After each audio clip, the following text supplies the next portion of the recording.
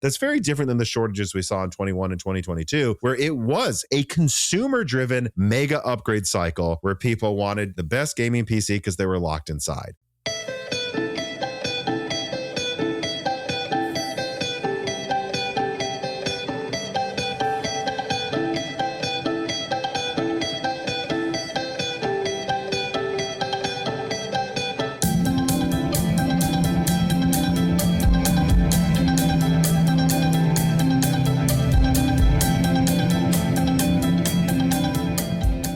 And welcome to Broken Silicon, a gaming hardware podcast. I am your host, Tom. Today's episode is brought to you by FlexiSpot in their Christmas sale, where they have things already up to 65% off, and you can get another $30 off with the offer code in the links below.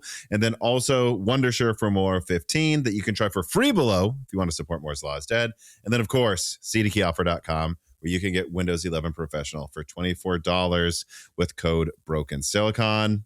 Of course, I'm also joined by my co-host, Dan. I actually did the old style intro. Cracked a little there for some reason. That's fine. I'm second puberty, I guess. I was saying this before we started recording. I'm glad to see that you're not in black and white anymore. There was half of a die shrink where a power outage did something to your PC, and then you were in black and white. And I said, oh, I've got a few backup cameras here I can bring you on Christmas. I know you've got another weaker backup camera you could use for the next episode. But I guess just restarting it, not once, you told me, right, but restarting your PC twice, fixed it, seen in black and white. The mysteries of Windows. But yeah, while we were recording a die shrink, I mean, I guess I shouldn't be surprised. We were recording when there was some pretty bad weather. I think I'm trying to remember what exactly was happening when we were recording. I think it was freezing rain a little bit, and it's been very cold here for the past weeks in Wisconsin. In Wisconsin. So I'm guessing there was just some down power line or something, and my power was just randomly turning off for a few seconds for about 3 hours. So that's cool. Get that the first. So we're lucky we even got to finish it at all. The first time it happened was when we were recording, and then it happened another couple times while I was cooking dinner. So that was like nice. What, 30 minutes after we stopped? Or? Yeah. So yeah, we're lucky. We're lucky then in many. I want to say too, anyone who knows why Dan's camera would have been black and white after a power outage and then not been after restarting a couple times, please write in below, because I did, to my mind, like memory errors, nothing really makes sense to me here, like why that would happen. Well, I mean, it's not that it was just black and white. It's just being in black and white was preferable to whatever the camera was doing with like hidden settings, like because I couldn't adjust any of like the saturation. So the default was like a fairyland filter to make it work. And if I would have spent 15 minutes or 10 minutes, maybe I could have fixed it, but we wanted to get it done. Yeah, I was like, hey, we're halfway through this die shrink. You look fine in black and white. It'll be whatever, you know. I might even look better in black and white, so. I mean, there is an appeal to black and white. Everything looks a little extra sharp. Actually, speaking of the last die shrink, let's get to corrections. Jensen Wang, AI isn't a bubble, writes, and it says, I completely understand it is not what you were really talking about, but on die shrink 166, you mentioned the idea of not getting into PC gaming because a PS5 is around $400 or less during RAM shortages. PC gaming, in my opinion, actually, is less about chasing new AAA, instead about massive multiple games like MMOs, LoL, Dota 2, as well as lots of indie games which are PC only, and also games which play just far better on PC. Roblox, Age of Empires, basically all RTS games, actually. I do not disagree that to play modern AAA games, you should probably just get a PS5 if that's what you want to do, depending on the genre, but I just feel like it misses the part of PC gaming, which got me actually into it early to mid 2000s. I think I said actually like 1,000 times, and I apologize to everybody there. I even added some in there that he didn't write. But to respond to Jensen Wang, sure. I mean, look, although I will say this, to be fair, Age of Empires 4, I believe, is now on PS5 with mouse and keyboard support. Cannot imagine playing that game with a controller. No, that'd be insane. But and I say that because this just does make, like your example, Jensen Wang, where you're like mid 2000s. You know, I think a lot of people, me and you, Dan, got in like end of the 2000s. Well, we were there. We got into like actually being enthusiasts, end of 2000s, early 2010s. We already had PCs before that kind of, but like really into it, like arguing on Tom's Hardware forums was then, back then though, you couldn't play Age of Empires 3 on the PlayStation 3 with a mouse and a keyboard.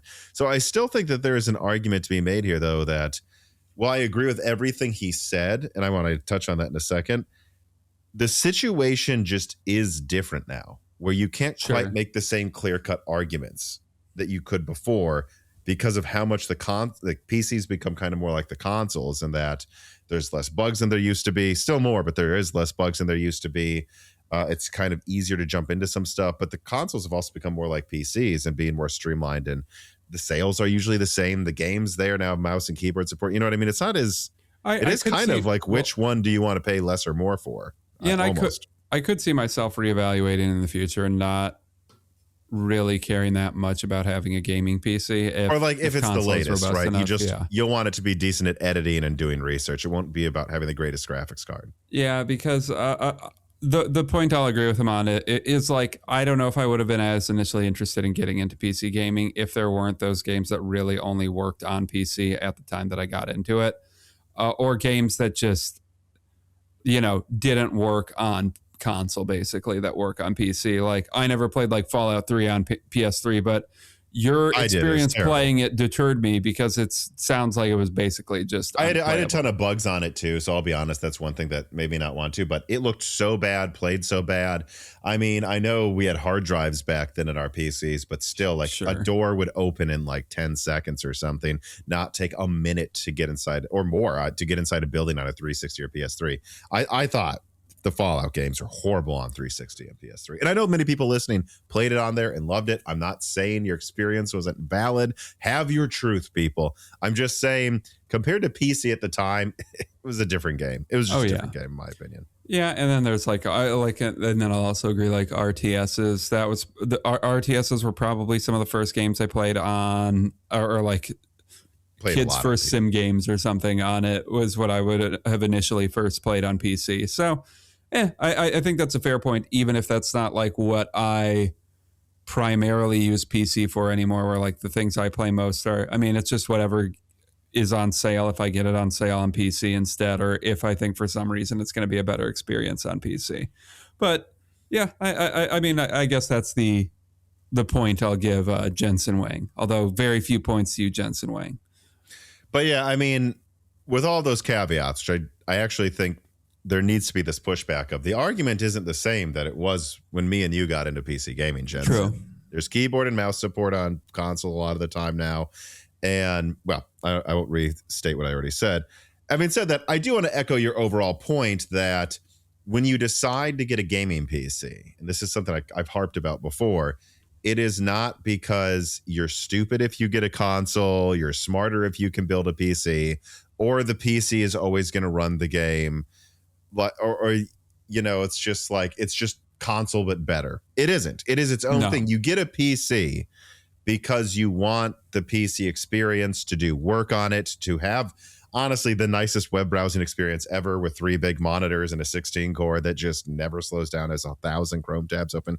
Like, if I really want to do even just a ton of Christmas shopping, I know sitting at my desk with 3 monitors is going to be better than using my phone or a little laptop. It just is. You get a PC because you want a PC for the things the PC can do. You don't get it because it's a console but better, or because it's always faster at everything, and you're stupid if you get it, or poor if you get a console. I think that's just my overall point. And there's a lot of people, especially if what you were just going to play, is something like the newest Assassin's Creed game, or like a AAA game, like, honestly, a $400 PS5 is hard to argue with if that's what you want to do. And hey, now you can still play Age of Empires on it, right? So, like, you want to have all the same mod support, I'm sure. Or actually, I have no clue if it has the same mod support out there or not. Yeah. Actually, it might actually, because I know Fallout. There's a lot of officially supported mods, so that wouldn't shock me if it did. But there's no reason it shouldn't be able to, I guess is what I will say. But yeah, I don't know. That's just what I would say. It's just, on the one hand, the argument remains the same overall. Get a PC because you want a PC to do PC stuff, not because you think it will always be better at absolutely everything. And if you have money, you should obviously game on PC because it's just better than console. You get a PC to have a PC. Having said that, there's a lot more blurring of the lines now too, which backs up like the reasons you would get a PC to do PC stuff. There are more things that consoles can do just as well now than they could before. Yeah, I guess is my point. And what I was going to say too is just sometimes I do wonder, like, well, I'll always have a PC because I like having a PC, but I do wonder sometimes like how much it is like inertia that keeps me on the platform rather than, you know what I mean? Yeah. Rather than like just becoming a almost exclusive console gamer at this point, because the way I play games now, it might make sense for me if I really did just have a console instead of a tricked out gaming PC. But I think the fact that I just always want to have a PC for things beyond gaming is, I don't know, justifies why I would have a gaming PC anyways.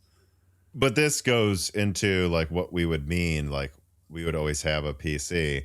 Like I have a Strix Halo micro desktop on the way. Yes, I actually do. I know I've said this for months, but surprise, the shortages have made it hard for Minis Forum to get me one. But I should be able to test that probably in January though. Mm-hmm. And depending on how that goes though, I could see it where like Medusa, Grimlock, maybe soon I'll tell you the other codename Halos. Like once those come out, and it's like, you know, not just 4060 performance, desktop 4060 performance, but it's like desktop 60 70 performance, you know, 70 eventually with Grimlock or something, whatever. Would it be Grimlock? Grimlock might be 60 70 or something like that. Anyways, the point is, like, you could see it like already my Strix Halo laptop does 4K 60. If in a few iterations it's doing 4K 144 well, and even some older games 4K 240, it could get to a point where it's like, yeah, I don't need to crank up all the settings. I'll just have the stable professional driver supported Halo system and stick with like a very powerful, I'm not going to get the weakest one, but APU system to save energy, make things smaller, and just do professional work. I could see that in my future. Right now, though, I'm still pretty happy to have a 4090 in all honesty. Yeah. Max to the Max writes in and says, in your recent loose ends, you said of AMD's Linux drivers that everyone's doing the work for AMD, and that's why you should get an AMD system if you're going to use Linux. In some sense, that is true, but it's also sort of unfair. AMD really threw its muscle behind the open source driver stack starting 15 plus years ago, and it gets a lot of the credit for evolving the whole ecosystem to the point where it was worth Valve's time to invest in it for all of their products. One of the greatest strengths of the open source model is that anyone knowledgeable can work on it. And the fact that AMD is capturing Valve's effort instead of NVIDIA is 100% down to AMD's vision, forethought, and investment, including tons of expensive legal work to clear all the documentation they released. A big sponsor of Linux gaming long before Steam even existed on Linux too. To NVIDIA's credit, they are fixing it now with their sponsorship of NVK and Nova, but they're about where AMD was in 2013 on an open source Linux driver stack. Yeah, I mean, sure. I didn't mean to suggest that AMD did nothing to deserve the Linux support they have. I guess an argument I just made in that loose ends was like, at this point now, the point I would make is that it's become a fortuitous cycle where like AMD works and then devs at Valve make a console, and then because Valve is making a Linux console, game devs support AMD hardware on Linux better, which makes it easier for AMD to do. Like, it's become this fortuitous cycle where it's kind of silly to consider NVIDIA, you know, if they're similarly priced at all to game on Linux, let alone if NVIDIA probably costs more. Yeah, AMD deserves credit. They created the fortuitous cycle. I would just say now it's gotten to so much inertia that behind it that it's the inertia itself that makes me think you're not going to probably want to choose NVIDIA for a Linux system for a long time. Yeah. All right. Let us move off of the corrections then into a non-fortuitous cycle with AMD in story number 1. First, FSR Redstone reviews are in. So first quoting from Hardware Unboxed before the write-up. So unfortunately, FSR Redstone is off to a rocky start. Beyond frame generation, we have Radiance caching, which won't even arrive until 2026, ray regeneration in a single game that we'll examine soon, and FSR upscaling, which remains a decent feature, but unchanged from earlier this year, including no official FSR 4 Int 8 support to this day. We like that AMD is investing in new technologies to improve its graphics software stack. It is sorely needed, but we're still some distance away from Redstone having a significant impact for gamers. Yep. So the Redstone update is finally here, and reception is as mixed as we feared based on that Black Ops 7 preview that got pretty bad reception. There are three components of Redstone. First is FSR 4 upscaling, which we all know by now. The only news out there is that Redstone still does not introduce FSR support on RDNA 3, although let me say I have kept saying it's not going to come out this year anyway, so I don't know anyone's surprised. Meaning gamers on RX 7000 series cards still have to do the DLL swap to get that much improved quality of Radeon's AI upscaling. Then there is ray tracing performance boosts. We discussed RAID regeneration and the Black Ops 172 preview in the last news episode, and not much has changed there. It will take time for the feature to show up in more games as it requires devs to patch the game. Radeon's caching is still not available at all coming in 2026. And last, the only new feature worth discussing really is the new AI-powered frame generation. Radeon already had very competitive frame gen, and they seem to be using parts of their great traditional or analytical, as I guess they now brand the non-AI version of their tech frame gen. It seems they generate AI optical flow, but also traditional flow, and then use another AI network to blend those outputs. How well does it do? Well, it does close the small visual gap that there already was, and it performs as well as the old frame gen. AMD also retains the benefit of their smarter solution, namely they do not generate UI. A frequent source of issues with DLSS is that it actually generates fake frames with the UI. That's where half the hallucinations come from. But it would not be AMD without some gaffes. In this case, they mess up the pacing of generated frames, leading to stuttery delivery. Some games don't seem to have the issue, though, and AMD should be able to fix this, therefore. At least you can use the new frame gen in more than one game now. So basically, AMD only launched a new frame gen and called it Redstone, which launches broken anyways in other features. Redstone did not live up to the hype, therefore, and AMD squandered the positive momentum from the first half of the year. Radeon never changes. Yeah, I don't know why they released this. Why now? If it's going to be like, it's just, what are we doing, AMD? The thing that worries me is that if that means like, I'm really hoping that they can improve where Redstone is at on this current generation, and I just don't know if that's possible. And the fact that they released it in this state, I don't know, worries me a little bit. It's not that it's, well, I think frame gen in general is pretty meh, but in general, I don't know. It's just, I'm glad they're closing the visual gap, although just looking at screenshots and gameplay of a lot of these things, it suffers from, I think, a lot of the issues I have with like ray tracing technologies in general, where I don't know, like I can immediately tell there's a stark difference in the image, like, or I should say an apparent difference in the image when you like look at ray regeneration. But I just don't think whatever improvement you get in reflections is really worth the massive hit in performance it has. I mean, that's not to say it's bad and I'm mad that it exists. It's just wouldn't see myself using it that much. And then as far as frame generation goes, it seems like they need to get more up to snuff with frame pacing, because if the frame pacing isn't good with their frame generation, then I think the entire point of frame gen is kind of moot, because it doesn't add the visual smoothness that frame gen is meant to add. And I wonder if just like, I don't know, doubling frames or something would add that sense of smoothness without like the jitteriness to it, you know? Yeah. Yeah, I really don't have much to say about this. I mean, we've been asked in random reader mails for the past like 6 months, when is Redstone coming out? And I think my answer always was, I don't know. I kind of sounds like early next year. And then I remember like a couple weeks ago, AMD's like, actually, just like, what was it, like FSR 3.1 or something? They were like, actually, surprise, it's going to be ready in a game. Actually, it's in Black Ops 7, kind of. Yeah. And then you like, oh, well, that's sooner than expected. And then it doesn't work. And you're like, well, then why the hell did you do this if it isn't really ready? So I don't have much to say. This is just another stupid by AMD. Well, AMD really, It doesn't seem like it's really done, and they shouldn't have released it yet. That's my answer. AMD went a little bit without a negative press cycle, so they needed that. So I think that's why they released it, especially out for Black Ops 7. They needed that. Horrible implementation there too.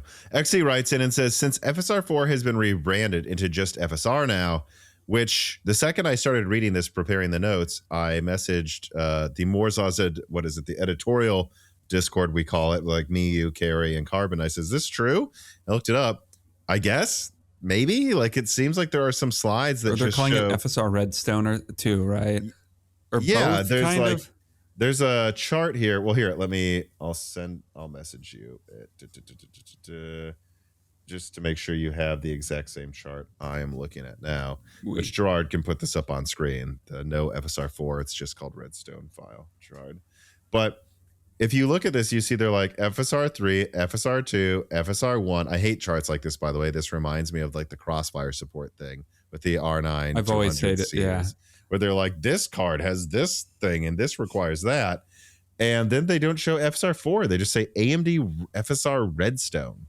And I don't know. I really think you should keep calling it 4 because it makes it directly comparable to DLSS 4 and makes it sound like you aren't lacking features. Or you can do the AMD thing and rebrand every 3 to 4 generations. I like how they're even doing that with their software now, apparently. And here's what I don't get. If they think like the FSR name is tarnished, which I guess I would need to do a poll. I don't feel like it is, though. I don't think so. I like DLSS got a lot of crap early on for not being super high quality, and then that got amended as DLSS got better, and the same thing happened with FSR. I think to a lesser extent, even because I think people were kind of expecting FSR to be a bargain bin DLSS a little bit more. And in some early, like DLSS 2, I mean, FSR 2 and Deathloop, they were like, oh, it looks as good as DLSS 2. And FSR 1 looked better than when DLSS 1 launched. So there's always been this like lower expectation, and the fact that it can run on everything, and understanding that this is harder to do as well as DLSS. So I don't think it's... Yeah, and I think it's every implementation of FSR has the general conclusion for most people has been, okay, it keeps getting closer and closer to DLSS every generation. It's never like quite caught up to DLSS, but it's pretty close. And like you and I have said, I think it's worth turning on in pretty much any game that has it, like with some setting. But so I don't know why, if FSR's reputation really is tarnished, but if they're of that opinion, why call it FSR Redstone? Just ditch FSR and call it Redstone. Like, what is this? Yeah, I don't know. It's very weird. But to continue XC's question, he says, how should we refer to Redstone's FSR when talking about it in comparison to 3 or others? Just keep calling it FSR 4. I mean, I'm going to keep calling it FSR 4. Call it FSR-R or RSFR. Maybe we're just going to have to say Redstone's FSR or the new FSR when mentioning it along FSR's prior versions. From now, it seems AMD marketing wants to streamline things with the assumption going forward that whatever you use FSR, you're just using whichever one is the latest and greatest. But AMD has this little problem that they have many products, some of which are still being sold, that do not support the newest FSR. Right? Like if they would have had RDNA 2 and 3 support added with Redstone, and like 3 has like 1% worse image quality and 10% lower performance, and 2 has half the performance boost and slightly worse image quality, and maybe even 1 got that too, just like RDNA 2, and they could say, hey, it's called FSR Redstone.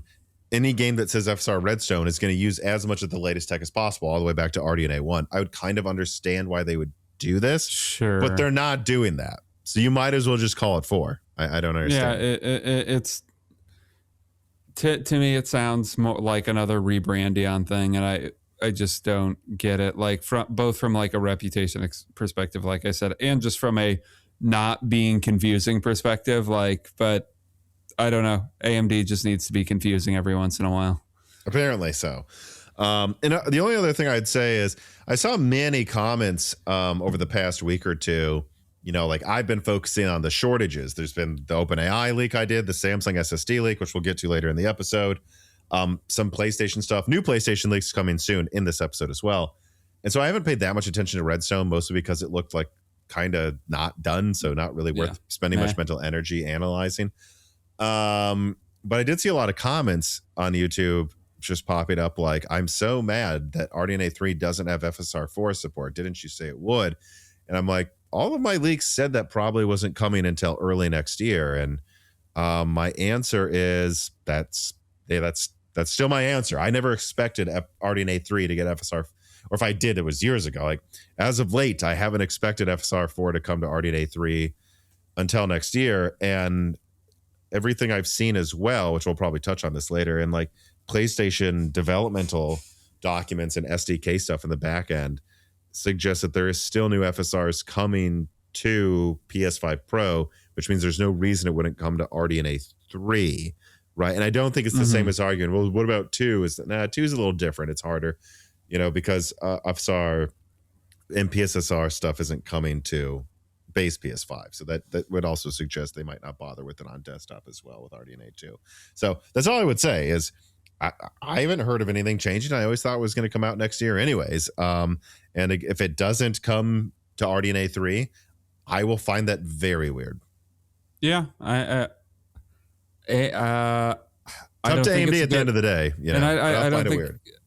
I don't think it would be a good look for AMD, especially. They're selling these APUs with RDNA 3.5 for the next 4 years. Like they have to. If they want a huge round of anti-consumer press, then they should not release it on RDNA 3, especially like you said, like given how many new products still are RDNA 3, like including APUs launching when next year. Next year, they're going to launch new APUs with RDNA 3.5. New APUs, which I think right now is kind of, in a lot of ways, AMD's bread and butter is their APUs over really anything else we talk about in DIY. Like their X3D line is obviously really well received in the DIY and desktop gaming community, but those APUs I really think are what's setting AMD propelling apart the right company. Now. Propelling. Yeah. So. Again, if they don't do it, I'll find it weird. Having said that, I don't know why you would panic right now because number one, I never said it would come this year. Number two, AMD has not said it won't come to RDNA 3. There was no part of this press release where they said we never plan to bring it to that. And number three, in interviews, I feel like they kind of already admitted or hinted they are bringing FSR 4 to RDNA 3. I mean, I remember there was something we covered on this show where they were just like, it takes a lot of work, but we think it's worth it for that and PS5 Pro. Like there's in a sentence, I think, where they said 7900 XTX will get FSR 4 support, but they've vaguely talked about it in the same conversation as the PS5 Pro to my memory. Did you miss it when Lisa Su gave the finger to a 7900 XTX for 5 minutes? I mean... The way some people talk, you'd think that's what happened. But all right, let us move on to story number 2. This piece of content is brought to you by FlexiSpot. And here's the thing. If you go into our guest room, there's an E7 Pro that Dan uses when he records with me when he visits me in Nashville. But then if you go into where my girlfriend works from home, you'll see there's also an E7 Pro. If you go into my office, you'll see there is an E7L that I use to make all of these videos. And then, of course, if you were to visit Dan where he lives in Wisconsin most of the time, you'll see he is also using a FlexiSpot standing desk. And here's why. At least for my perspective, I love having this thing when I'm too excited to sit for recording a video. That's for this ad as well. My girlfriend loves using it to walk on a treadmill where she's gaming or working. And Dan's been working out a lot too, as many of you have noted, and he also uses a FlexiSpot treadmill occasionally while standing at his desk. Having a standing desk offers a lot of quality of life benefits, whether it's getting the juices flowing just to stand, working out while you're working, or just changing things up, right? Working from a different perspective can often just give you creative benefits, I've found as well. And if you want a standing desk, you should choose FlexiSpot, whether it's for their 440-pound static capacity, their generous 25 to 50.6 inch adjustable height range, or really maybe just for their 15-year warranty and 30-day risk-free return. And on that last point, yeah, they have a 15-year warranty, and that's because their products are high quality. And I'd really say that's the number one reason me and pretty much everyone in my family keeps buying and using FlexiSpot desks. They feel ultra high quality, ultra premium and sturdy, and we just know they're going to work. It's peace of mind, and that is why FlexiSpot has been a long-term sponsor for this channel that we've happily accepted year after year for a long time now. And so if you're interested in a standing desk, check out the links and follow the directions below to get the best price possible on their E7 Pro standing desks and many other great products as well. Doing so helps the channel. It also makes sure you get the best price on their fantastic products. So once again, please click on that link below, check out their products, and if you want a standing desk, buy one to support Moore's Law is Dead at FlexiSpot today.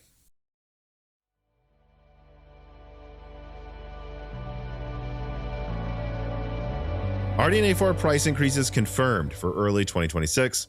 In the last news episode, 338 to be specific, we discussed some of the prices of hardware other than memory sticks will be going up due to the memory shortages next year. One of those things was RDNA 4 GPUs. And unfortunately, we can't confirm that those rumors from back then may have been too kind. You see, rumors back then that we covered claimed 10% price increases. However, as we shared in the November Loose Ends live stream a couple weeks ago, our sources claim a worse figure. The retail pricing is not locked in yet, to be clear, but the prices those stores buy at give us these expectations that I'm now going to go through. In other words, what the final price at Newegg or at a Micro Center will be, I don't know. But what I do know is that AIBs are already communicating to these companies what they have to pay before they mark it up and sell it to you. Mm-hmm. And our inference is that the 9070 XT is probably going to drift above $700 again. Maybe you'll see somewhere around $800. You'll probably see the 9070 get above $600 again, maybe even towards $700. The 9060 XT 16 gigabyte probably going to go a tad above $400, and the 9060 8 gigabyte is probably going to go above MSRP as well. So not that different from some other rumors, but I think more than just like a 10% increase from what you're seeing now. Right now, I've seen 9070 XTs for $600. And frankly, things are evolving so quickly that I personally would not double down on any exact numbers. So don't take what I just said as exactly what it will be. But the point is that you should expect to eventually see launch-ish RDNA 4 pricing become the norm again, like when NVIDIA wasn't competing with Blackwell supply at all. And so RDNA 4, despite the heavy supply, was going above MSRP. I kind of think that's what it's probably going to look like. On the bright side, though, that does not mean that it will be as bad as 2021 or 2022 shortages. But who knows? Things can get worse. And if they do, we will likely be the first to tell you. So subscribe. All right, Dan, what do you think? I think, this is, we have an early indicator then, or we know this is the calm before the storm or whatever, as far as it goes to GPUs. So the recommendation I think right now is don't do a full new build right now, because of RAM prices. Yeah. But I don't know, a lot of individual components like SSDs, which we'll talk about, GPUs, I don't know, now might be the time to buy them before they spike in price a lot. So if you're thinking of getting a 9070 XT, they're still reasonably priced right now. Go for it, I would say. Yeah, absolutely. Now is the time to get graphics cards. Now is your last chance, I think, to get reasonably priced SSDs. And RAM's already skyrocketed. So I think you kind of give up on RAM already. Like if you need to do a new system or replace some RAM kit, I do believe the lower capacity models will remain somewhat reasonable, like 16 gigabytes. So you should probably just plan to, again, if you don't need to upgrade 100% right now, just don't upgrade your RAM. But otherwise, look for a deal on a 16 gigabyte kit and hug that for like 9 months until that goes down in price. Everything else, though, get it now. If you plan to get it next year, don't. Get it now, whether it's a phone, a console, or like we just covered, a graphics card. Oh yeah, I forgot. We're a PC hardware podcast, so I forget about phones. But of the things you might need, that gets a lot of daily use. Yeah, definitely get a phone if you need upgrade recently. And even though it has a cracked screen, I've got a backup phone I could use that's still fast enough. So I've already got a backup if my phone were to break, where I wouldn't be screwed up. Mm-hmm. That's the stuff you guys might want to think about. In fact, on that note, I'll cross off something from the wrap up right now. There's a new allegation, or what is it? Let me see. Where is he? Jukin on Twitter is saying that from what they're seeing, Apple was expecting to sign new long-term agreements for RAM early next year, so they might run out of RAM supply early next year as well. I think I can just say this. I've heard the same from Lenovo as well. Mm-hmm. I think I could say that because they've sent an update to like anyone they've ever worked with, so there's no telling where I got that information from. And unfortunately, from what I'm hearing, when I put out that initial OpenAI leak, I had the tiers of which products were the most screwed, and I think the tier list is correct in its order. But I do have to say that it's more and more looking like the OEMs were far less prepared than I thought some of them would be. I would think one of them, like, who knows, maybe Dell gets screwed over, or MSI didn't save up any RAM ahead of time. I didn't expect it to be, though, that like seemingly all of them weren't ready, because that's what it's starting to look like. So if you need a laptop, I get that now too. Like, unfortunately, that's what it's starting to look like to me. Yeah, I'm curious what drove that. I guess who knows how fast OpenAI decided to make the screw over the entire market decision. Yeah, and then as far as phones goes, now that I think about it too, that could be an annoying thing, because I'm in that weird period where I don't want to upgrade my phone next year, but like it's gonna be getting like slightly old next year, I think, if I'm remembering correctly. So let's hope things go well for me. Yeah, well, and we'll probably keep talking about. I don't think it's going to last for 2 years though. So someone like you would just wait. Carbon Cry writes in, will AMD change their plans and offer Zen 6 with multiple layers of V-cache? Just imagine the savings. A consumer might only have to buy a high-end EPYC with 4 gigabytes of cache without any memory, instead of paying the big bucks for a similar amount of DDR5. Well, obviously this is a joke question, but I thought I would answer it because I've had multiple leaks where I've said, hey, I've learned Zen 6 might be able to stack cache. Zen 7 definitely can. Everything I'm seeing for every Zen number you can count on 2 hands in the future behind the scenes seems to not be planning to stack multiple layers of cache on the consumer models. So for now, I would say it doesn't really seem like they're going to do that. But what did I leak with Zen 7? I think I leaked something like it's going to have like half a gigabyte of cache anyways without stacking. So I think you'll have plenty of cache either way. Techno writes in, if game developers have to buy new hardware to test their games on, with RAM skyrocketing and having a knock-on effect on GPUs too, do you think we will see the standard for indies become $30 and AAA $100? No, I don't think RAM is going to affect the pricing of games at all, actually. In fact, what would they be upgrading to test? They already have their Blackwell systems. They already have their whatever. And you just have to, I was going to say, you have to consider like how much are those individual PCs, like the overall costs of running the business. Cause like this becomes 2% instead of 1% of the game's development costs. Yeah. Because like, what are the big expenses going to be? Paying workers, rent, stuff like that. I would imagine that's a bigger thing than I don't know. I guess I don't know how many systems they would buy, but even if they bought like 20 systems with $500 for RAM for each of them or something, like, I don't know, $10,000, $20,000 for a AAA game development isn't all that much. I mean, even if that goes up to $100,000, $1 million, it's not in the grand scheme of things that much. Like you said, maybe it's 1% to 2% instead. Yeah. And they're just more worried about having enough SSDs for their servers, like making sure they can store enough data. One developer that I talked to sent me a picture that was like, sorry for causing the SSD shortage. After they saw my leak, they showed me an Amazon thing that I won't say the exact number, but it showed an 8 terabyte Gen 4 SSD, and it said you've purchased this product like it was like 50 times or something above it. Like, so they are scrambling to buy SSDs and RAM in case they need to repair systems. But no, I don't think they're going out and they're like, well, we just had to build all of these $3,000 PCs instead of $2,000 PCs, and because of that, our game's not going to cost twice as much. I don't think there's any effect there. All right.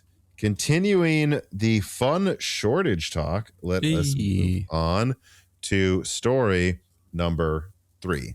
Micron kills off Crucial. What does this mean for PC gamers? Quoting the press release from Micron before moving to the write-up, Micron Technology Inc., a leader in innovative memory and storage solutions, today announced its decision to exit the Crucial consumer business, including the sale of Crucial consumer branded products at key retailers, e-tailers, and distributors worldwide. Micron will continue Crucial consumer product shipments through the consumer channel until the end of fiscal quarter 2, so February next year for them. The company will provide continued warranty services and support for Crucial products. This decision reflects Micron's commitment to its ongoing portfolio transformation and the resulting alignment of its business to secular profitable growth sectors in memory and storage. By concentrating on core enterprise and commercial segments, Micron aims to improve long-term business performance and create value for strategic customers as well as stakeholders. God, I can't stand corporate speak. Anyways, though, yeah, Micron closed Crucial, and the tech press went ballistic. Speaking of RAM, some more so calling the entire industry corrupt. Some merely using misleading headlines to somewhat understandably juice their videos for as many clicks as possible. And again, the hustle is understandable, I guess, in that regard. But at the same time, some claims in the team's opinion, Moore's Law Z team's opinion, were outright false. Namely, claims that Micron would never ever sell memory to consumer channels. Again, that is not true. So, what really did happen, and how will it affect you if you're a PC gamer looking to buy a PC? Well, first of all, yes, Micron closed Crucial, but they did not say they were leaving the consumer market. In fact, they would be stupid to do so. DRAM has always worked in a cycle of booms and busts, and consumer is a good channel to be able to pivot to in the down periods. And even without AI, it makes sense for Micron to do this. According to our sources and actually public actions you can look up that shows they were winding down Crucial months ago, they were already planning to do this eventually at some point. Crucial is a small player in the consumer memory segment and is tiny compared to Micron as a whole, and it was becoming less and less worth it to directly service customers' support for do-it-yourself customers. In fact, that is a reason why Samsung and SK Hynix already do not have their own version of Crucial. Where's the rage bait, therefore, for Samsung not having a Crucial competitor in the first place? For all of the rage, all that has happened in reality is that one brand of many consumer brands, Mushkin, G-Skill, Kingston, Corsair, PNY, died. One of many. It's sad, but we still have our picks of all of those companies I mentioned, like Adata, Team Group, Patriot, and Micron will sell to them when they can offer similar terms and prices to enterprise customers. In fact, they already do. If you want to buy Crucial memory, go buy G-Skill, look it up. They use Micron chips for a lot of their products. So it's kind of irresponsible for the press to whip up the community into a frenzy over false conspiracy theories, which whips us, including Carbon Cry, who wanted to insist he was the most whipped up, and he wrote a lot of this write-up, into a frenzy of our own, since all that rage just blinds people to the reality and the real issues. There are real problems that we're about to get to that will cause prices to go up, and it is irresponsible for people to claim to be journalists and run conspiracy theories instead of actually reporting what's going on. So look, if you want an expert's opinion, by the way, watch Broken Silicon 339, where there is an actual memory executive with decades of experience in this industry that talks about what it means for Micron to kill Crucial. Spoiler alert, almost nothing to consumers. Watch the middle section of the last Samsung halting SATA SSD production leak as well. I have a focused overview of why it's not a big deal as well. But yeah, Dan, I don't know. This is one of those things I saw a few YouTube thumbnails pop up. I'm like, oh, here comes the latest rage bait. And I just kind of ignored it. But enough people talked about it that I thought we had to. Yeah, it's one of those weird things where like it definitely needs to be mentioned, because I do think this is, as far as stories go, this is like what I've ran into the most online, I feel like, of all hardware news this week or over the past couple weeks almost. But I don't know why I care that much, if I'm being honest. Like I've probably bought Crucial branded products before, but it's at the end of the day, it's just a brand. I guess the most confusing thing to me is like just them permanently ending it. But if they were already planning on winding down Crucial anyways, I guess maybe this is the straw that broke the camel's back, or pushed them to end it as a brand early. Because I mean, if this were just to like during this shortage period, my thought would be, well, couldn't they just spin Crucial back up at some point anyways? I don't know how separate of an entity Crucial I don't think really it is. I don't matters think if they did or didn't. But yeah, it probably doesn't matter. And like I found reviews of a data memory and it said with Micron chips, like from the past few years. Like I just wanted to double check I'm not crazy. I found a list where some internet sleuths, just because people typically want the Samsung memory the most, were putting to get like trying to decode part numbers on chips to see if they could tell which memory kit on Newegg was more likely to give you the Samsung RAM that's better at overclocking. And there's like whole repositories of which ones use Micron memory. Like they already use it. Yeah. I mean, I think like the most important takeaway of this entire thing is this shouldn't affect the overall supply of like I don't even think short term of chips for the market, even if there's just one less brand on the market, because those chips should now go into just, or those chips are going to be deprived from consumers anyways if they were going to target like the AI market instead. And a bunch of manufacturers use these chips anyways that aren't Crucial branded. So Crucial is just another brand. It's not a company. It's not a manufacturer. It's just a brand. It doesn't really affect that much. Where like EVGA, I get why people reacted strongly to EVGA no longer putting out graphics cards, because obviously somebody's going to fill the vacuum of EVGA, but were the biggest player in graphics cards. The most likely one to let you get one at MSRP as well. Yeah. Yeah. So, and one thing I want to directly address too, because I've seen this even like in the past couple of days a lot. It's like people say, well, 1 out of the 3 big memory manufacturers has left the market of consumer. And it's like, no, they haven't. They have not. They have not done that. And in fact, they have already been supplying memory chips to G.Skill, Kingston, whatever, and they will still do that in the future when it makes financial sense to. Crucial being killed off is a symptom of the current market, not something adding to the pain at all. And sure. If it is, then I think we should have had 10 videos from every big tech tuber last year about why Samsung's evil for not having a Crucial counterpart, because it doesn't need one. Samsung just supplies memory chips to Mushkin. Like it doesn't matter. And so that's all this is. This is like the biggest nothing burger on earth. RAM was bought up by OpenAI. That deprived the market. People panic buyed. And now they're trying to service AI first while building out a ton of more capacity, which they are. I've seen that it's another fake news thing. They are building as much capacity as probably the world can support, right? They're going to be building massive new facilities every like 6 months, these companies each, for the next like 5 years. So like, no, there's tons more capacity being built out. And then when they have the capacity for consumers, yeah, they'll still just sell to G.Skill or something. Like this doesn't affect a goddamn thing. And again, like why this happens, why AIBs sell NVIDIA graphics cards for NVIDIA is because NVIDIA doesn't want to have a customer support line that is bogged down by millions of people calling them for warranty when, MSI is better at doing that anyways, or more willing to do it really for the lower margin.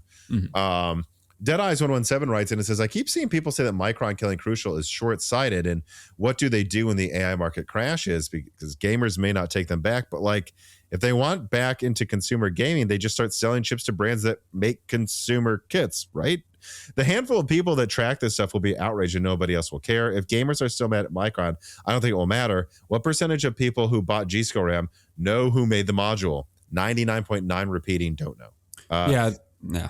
None, probably, basically. Most probably think G.Skill did. I think it will be just like when people angrily swore off Bud Light and then said they were going to get Michelob Ultra out of principle when Anheuser-Busch makes both of them.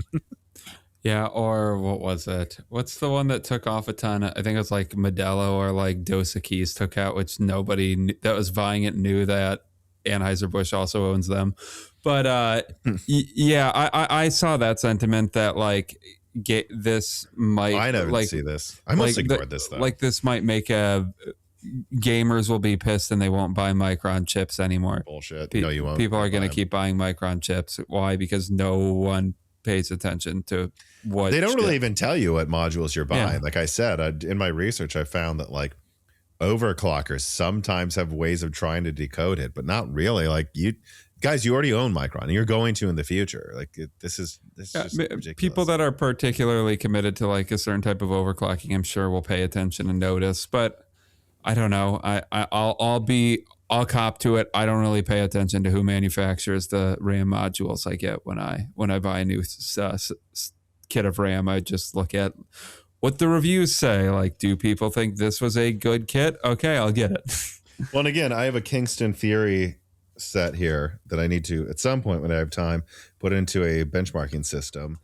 And I like looked at it closely and like, there's nothing on here that says Micron or Samsung or anything. They don't tell you. So like, no, you will. And you won't know that you did in the future, to the people who said that. All right. Let us move on to story number 4. Samsung to kill off SATA SSD production. Or should I say, not kill off, but at least for the foreseeable future, halt it. So, all right. After being tame with the Crucial story, let's now pour some gasoline of our own on the shortage outrage fire. Because last week we learned, well, it wasn't last week, but last week I put out a report about having learned that Samsung will soon stop making SATA SSDs. Again, this seems to be something they probably would have eventually done with or without AI, and it makes sense for Samsung to do this. And arguably, us gamers, it would make sense for us to not want SATA SSDs in the long term. See, if you have a SATA SSD from the last even 5 years, that SATA connection itself is holding back the NAND chips that were used on it. After all, SATA has less bandwidth than a single lane of PCIe Gen 3. Even thumb drives now are becoming faster than the fastest SATA SSDs. Yes, it truly is that bad.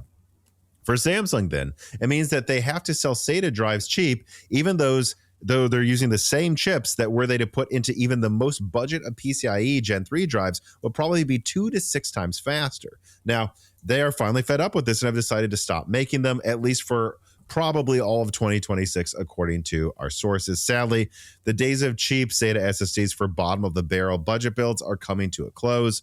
Other manufacturers like Kioxia and Western Digital may keep SATA SSDs alive, but in the future, SATA is pretty much effectively dead for anything but bulk hard drive storage. And unlike the Crucial news, though, look, well, we can't explain why it would have made sense to do this eventually, and why, again, just overall from a business perspective, it makes sense. This is going to have a pretty big impact on prices in the short and probably even medium term, and here's why.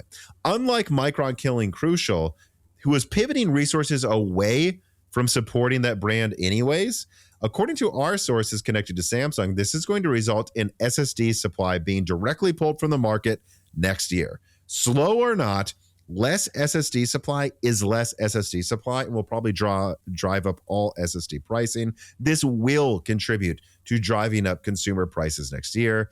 Again, unlike with Micron killing the Crucial sticker, they just killed a sticker, that really changed nothing. Like, again, the Crucial thing, total supply to consumers didn't change.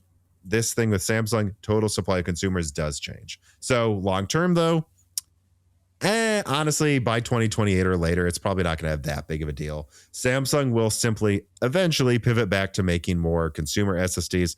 It's just that they will be predominantly, if not entirely, NVMe M.2s, which makes more financial sense. You can sell them for more because they are allowed to be faster through their interface.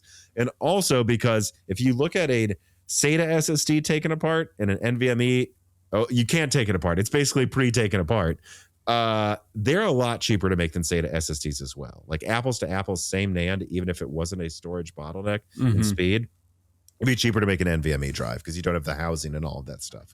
So yeah, that was going to happen eventually. Long term, probably not a huge deal. Short term, some supply that could have been on the consumer market will not be on the consumer market. Yeah, I mean, I guess for like truly bottom of the barrel stuff, like less than a terabyte, like cheapest drives you can get, I guess we're deprived of the market of that, but I can't think of much else we're being deprived of unless like you're just talking about the gross number of SSDs on the market will be that's smaller, the real story in my opinion. Which yeah, I mean, if a person was looking to spend, I don't know, $50 on like a really cheap SSD, some percentage of those people will now go and spend $90 on a bottom of the barrel NVMe drive, which Those are still probably pretty much the same price, by the way, from what I can tell. Yeah, to me, it's like, okay, I mean, if the overall supply is going to be down for a while, that kind of sucks. And I don't know, buy an SSD while they're still not expensive. That's, I feel like, the refrain of this episode. It is. It's like, this is the buy now episode. But other than that, long term, I think the market might be better for it because we're not wasting NAND chips on, or NAND modules on this incredibly outdated technology or form factor that I haven't even set eyes on personally for like almost a decade at this point. Like, I think my first NVMe drive was 2018, and I'm not looking back on it. SATA drives kind of suck. So long term, I think good riddance, I guess. But yeah, I'm trying to see like what's the cheapest SSD I can get on Newegg right now. The cheapest I found, but this is just a 60 gig one, is $20. But I found a $17 Dogfish SSD, and even the $17 64 gigabyte one, 550 megabytes per second read. It's at that theoretical limit. Yeah. So like it is being, and that's why if you look at the and so what, that's why almost any of the, I guess I did find one M.2 that's a little slower than a SATA SSD by a company I've never heard of. Yeah. But it is also cheaper. It is also cheaper than, it's $13. So yeah, I mean, you have to try, it's already getting to the point where even if you want to save money, M.2 is cheaper. Yeah, I was curious because to me, like, the true story seems like there might just be a short to medium term period, I guess, where like the total number of SSDs on the market is a bit lower, because like I was like, pricing isn't really that much lower, and I just checked because I was curious, and from what I'm seeing on Newegg, it's mostly like you want to save $15 on your entire system. Maybe you can make the argument that the cheapest SATA drives are that much cheaper than like the cheapest comparable NVMe drives, but put that in pretty big square quotes because the NVMe drive is still a lot faster than the SATA drive. So like it's like, oh, so I'm spending $70 instead of $85 for a really cheap NVMe. Yeah. Like, I think most people would be willing to spend 15 more bucks. Yeah. So, you know, again, I've said it like a few times now, but just to be clear, the problem is I don't think their customers knew they were going to abruptly do this. And so what's going to happen in January is Samsung is going to come out and go, we're halting production. Anything we continue to produce will be to support existing contracts with our customers. And we have no plans to make more SATA SSDs for the foreseeable future. Does that mean in 27, 28, 29, they might do a run of SATA SSDs? Yeah, I don't know, maybe. But for now, it seems like they're pretty much done with them, and announcing that abruptly, because no one, from what I could tell, outside of a couple of people I really had to grill through, knew about this. I think that will cause more panic buying of SATA SSDs because there just are some companies that have devices that use SATA still. Sure. And they aren't making more at Samsung. And again, this is just going to be like, yeah, look, 10% of the supply of SSD just got yanked out of the market. And that's going to make SSDs more expensive. I don't think we should really care about SATA. Just, you know, if you need a SATA drive, I would definitely get it right now. I would definitely do that. Or there will be the new type of hipster, the people that think SATA drives are cool. Like, they're the new cassette people. I don't play games. I was going to say, don't say that about drive. vinyl, but the cassette people, yeah, maybe. This piece of content is brought to you by Filmora 15. Filmora 15 is a new version of the Wondershare video editing software that features deep AI integration for an improved workflow along with new professional editing tools. Filmora 15 blends creator-friendly AI with professional editing workflows so you can deliver client-ready videos faster, upsell motion graphics and data visuals, and leverage powerful tools to make unique content. For example, here is example footage of Knuckles, my red racer snail, in an aquarium going up the glass. And with the new AI Extend feature, I used it to, at the end of the video, add on and extend a segment where he turns into a literal hedgehog. And the best part? It's available on Windows, Mac, iOS, and Android. So when you're away from your desktop, you can keep busy no matter what device you have access to as well. And so, yeah. Support Moore's Law is Dead by downloading a free trial of Filmora 15 through my link below today. It costs you nothing to do so, and it helps out the channel a ton. So please do check out Filmora 15 today to support Moore's Law is Dead.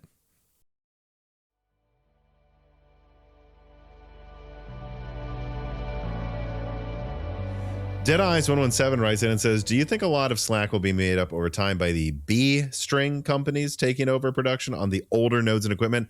I know this has been talked about as a historical norm for RAM, so I would assume it's possible for storage as well. Would it make sense to me that someone like Samsung would want to bail on SATA for higher margin products? But I'm sure someone somewhere is happy to grind for those pennies. Carbon Cry wrote in an answer himself. He says, short answer is no. SATA is old. It's as if a memory company wanted to try to make DDR2 because everyone else makes better stuff and maybe they can profit off of this.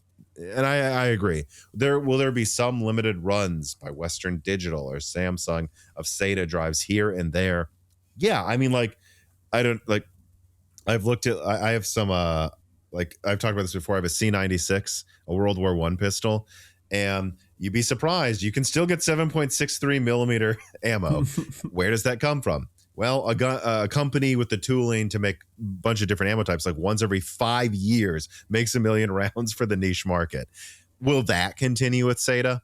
Probably, but you know, M.2 NVMe is just cheaper to make. It's cheaper to make, and it's faster. So long term, I think if you were a budget company, you would just make. You'd just have some way of getting the crappiest NAND ever, producing that and making like 1 gigabyte per second M.2 drives. That's what you would do. Or I don't know, like you said, I don't know the specifics of this really, but like companies that need to use SATA drives still for like legacy support, I would imagine that would still push certain companies to want to continue making like again SATA. That limited run of stuff, like I said, every now and then. But that's not going to be done. I guess you could see that small company being someone who specializes in that, but I don't think it's going to be in like some appreciable way where it's like, oh, look at this burgeoning indie SSD industry popping up to support SATA. It's not going to be like that. Gentech writes in and says, with computers likely getting more expensive over the next year, do you think peripherals like monitors, keyboards, and mice will see more discounts be about the same, or will these two get a pricing hit from the shortage of flash memory? I'm sure some things somehow will get an increase in price because of what's going on, but really, if I was a peripheral company right now, I would probably be lowering my production plans for next year for some of my products because if less people can buy PCs, and I've heard horror stories from OEMs right now where they don't even know what they're going to charge, and they're expecting a PC recession next year already because of these shortages. Yeah, less PCs, less people buy keyboards. So if I was a keyboard company, I'd be reducing production contracts right now. And if I was a monitor company, well, how big's the monitor? Is it 32 inches? I might try to pivot to selling Samsung OLED 240 hertz TVs at Best Buy next year to go with those $400 PS5s. But overall, yeah, I think unless someone's doing that and they do it enough to where it keeps prices where they are or higher, unless someone does something like that, I think a lot of things actually might be cheaper next year. I think next year's going to be like monitor, especially early next year, might be the monitor time, the monitor storm of when you should buy discount monitors. Yeah, I mean, if they're not affected by the RAMs, something isn't affected by the RAM shortages substantially, then yeah, fewer people building and buying monitors. I could see why they would go down in price, and might be a fun year to buy a new monitor or buy new. I don't know if you have money burning a hole in your wallet. A bunch of different peripherals that some PC Master Race people seem to neglect because all they care about is frames. Although I do wonder, like, do you think TVs could go up in price because of everything's a smart TV now? I would have to know exactly what they use for RAM. Like, do they just use some like crappy version of NAND for RAM on a budget TV or something? I don't know. I've talked to Dave Eggleston about this, actually. Again, cannot recommend episode 339 enough. This is the one to listen to for the shortages, in my opinion, in terms of an interview with an expert, not just covering the news. He seemed to think no. Okay. Like, I asked that, like, are we going to have smart fridges? Like, will there just be no, will President's Day sales be all non-smart fridges? And then the smart fridges just aren't there, or they're 10 grand. I don't like, and he seemed to think that they would have a way of getting what they need. And like, even if that happened, like the amount of RAM they use, it's like, okay, they had $50 to a $3,000 fridge cost. Like he didn't think that would happen. Like what happened, honestly, during the pandemic shortages, where automotive companies shut down their lines for like $50,000 or $100,000 cars because they couldn't get a $2 part. Like, is that going to happen again? He thought it was unlikely, but you never know, right? You never know. Techno writes in and says, how badly do we expect Switch 2 to be affected? I really want to wait for one with decent battery life, but I don't want to pay over 450 quid. If I can just get one now for 300 pounds, even with the excessively poor, we'll say, he says I can swear if I want to, even with the shitty battery life, I think maybe I should do it.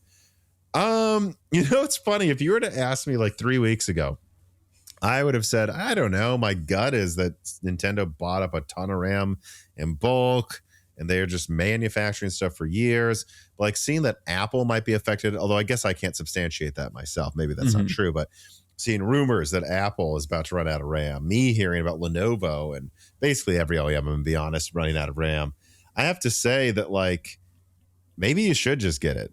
Like, if you want to get something in the next year, I'd probably just get the Switch 2 now. And when you look at what it, we thought the price seemed a little high when it was announced. Not really to me anymore.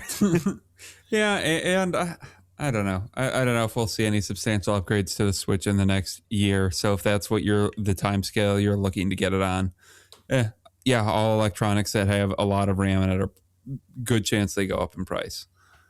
Yeah, and we don't know when a Switch, OLED or something. Yeah, we talked about that as a possibility, and like how there's so many things they need to fix out of the gate, like having variable refresh rate support when you're not in handheld mode. But the Switch 2 is selling really well. Apparently not as well as the PS5 during Black Friday already, which makes me wonder if it was a flash in the pan. But we don't know that yet. Talk about that. And it's still, so listen to the last news episode, 338. But I will say, any decisions they're making to make a Switch OLED would, with like some upgraded parts or whatever, that decision would have been made like a couple months ago after seeing initial sales, and initial sales were great. So I just don't see them. I wouldn't bet that they rush out a new Switch in 27, right? Is what I guess. Why would they? Maybe they will. I think it's quite possible, but their early great sales makes me go, I'm not so sure anymore. And so I would just get it now if you want one, honestly. Our advice this episode, get it now if you want it now. If you want it in the next 6 months even, get it. Maybe even next year. Rune Knight writes in, with inconsistent availability, huge swings availability, and a general mood of needing to read the tides with the PC market that makes building a computer less of an exciting gift to yourself and more like having to play the stock market and buy a dip when you want a game. How are you even supposed to tell people to go for a gaming PC instead of buying a console? Well, I mean, Xbox prices went up, so I don't know that it's all that different. But I mean, look, what do you want me to say, man? You're saying right now PC prices are bad. They weren't earlier this year. So my answer is, If somebody were split on getting a gaming PC or a console or a PS5 right now, they're 50-50 on which one. Yeah, I'd be like, you should get a gaming. I mean, you should get a console probably. PS5 or the RAM for your new PC. That's the choice. Like, probably get the PS5 if you're doing this for gaming. I'm not going to try to do what Root Knight is asking me to do and convince someone to get a gaming PC over a console, because I think the console's the better deal right now. Now, could I make a Steelman argument for it? Sure. Here's the argument for building a PC right now. CPU prices are low. A lot of other component prices are low. Monitor prices have never been lower if you need to buy a monitor in the first place as well. So like all of those things being lower, there's an argument to just go on Craigslist and try to find a 16 gigabyte kit and slum it. That's the argument. Sure. And I think that's what you do if you're into building. Like I think there's still room to make a decent PC right now from that perspective. And things have been worse before. Let's be clear. You know, $5,000 3090 is in like the amount of mining is just ridiculous in 2021. Like I don't think this is even as bad as that yet. But you know, maybe if you're like you say, Dan, you're torn. Yeah, I mean, look, now's not the easiest time to argue to build a PC. And Craigslist might be the spot to do to like find RAM kits right now because people selling stuff on Craigslist, I swear half the time they don't even know what year they're in. I don't know. Maybe they'll just either direction. Yeah, half the time it's just. I mean, sometimes it goes like weirdly the opposite direction, where I've seen like an $800 gaming PC on Craigslist listed for like $2,500, and it's like this is $300 less than what I paid for it 15 years ago or so. Yeah, I know. But it goes the other way sometimes too, where they're like 64 gigs of RAM. I don't know, $8.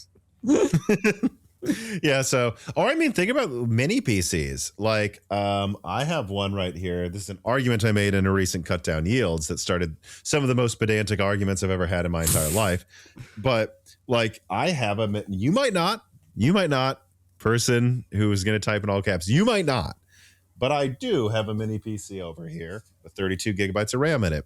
All right, well there you go. I have that. Maybe you could find one on Facebook Marketplace or eBay, a used one for like $400, and then just get an Oculink cable and plug in a graphics card. Like, there's still ways to do a PC right now. There are. Case in point, I'm looking at Madison Craigslist right now. There is an ATI. Oh, maybe this is going up in price. There's an ATI V5000, which I don't even think I've heard of, for $150. An ATI V5000? Yeah, there's a bunch of old ATI cards on. Oh my god! What I'm seeing is this is a professional 128 megabyte GPU. There's a bunch of ATI cards on Craigslist for some reason right now. In Madison? Yeah. Maybe there's a collector getting rid of stuff. Who knows? But yes. All right. Let me see what else we have here for the next stories. I think I have one more thing I want to say about this too. Because this comes informed from, you know, before I put together the notes for a broken silicon, I tend to look at the reader mails. I like look over what I'm about to talk about. And I'll often be like, oh, you know, I should email or message that one person at this one store or at this one distributor and go, do you think, you know, this? So I've had a lot of, even though I haven't put out like even if I haven't put out a video one day, like even 2 days after I put out a video, there may be a bunch of more conversations I have that inform my opinion. And the feeling I'm getting behind the scenes talking to distributors, retailers, even some people that work at these memory companies, is that people right now are fundamentally overestimating how long the overpricing will last on the lowest capacity RAM kits.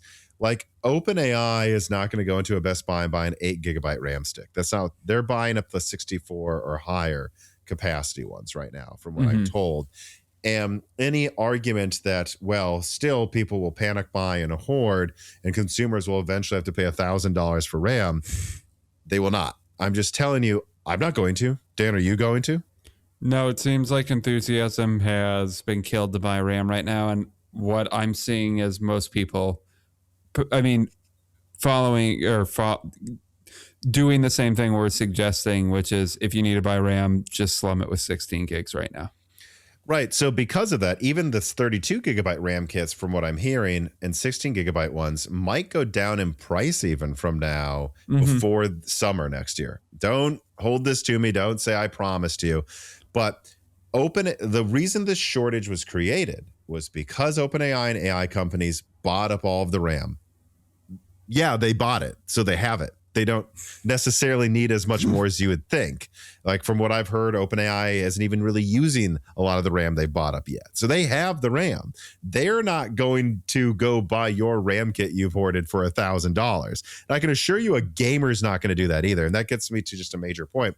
The shortage right now is not being caused by consumers. the shortage is being caused by some big kind of shady deals with mega corporations. That's very different than the shortages we saw in 21 and 2022, where it was a consumer-driven mega upgrade cycle where people wanted the best gaming PC because they were locked inside.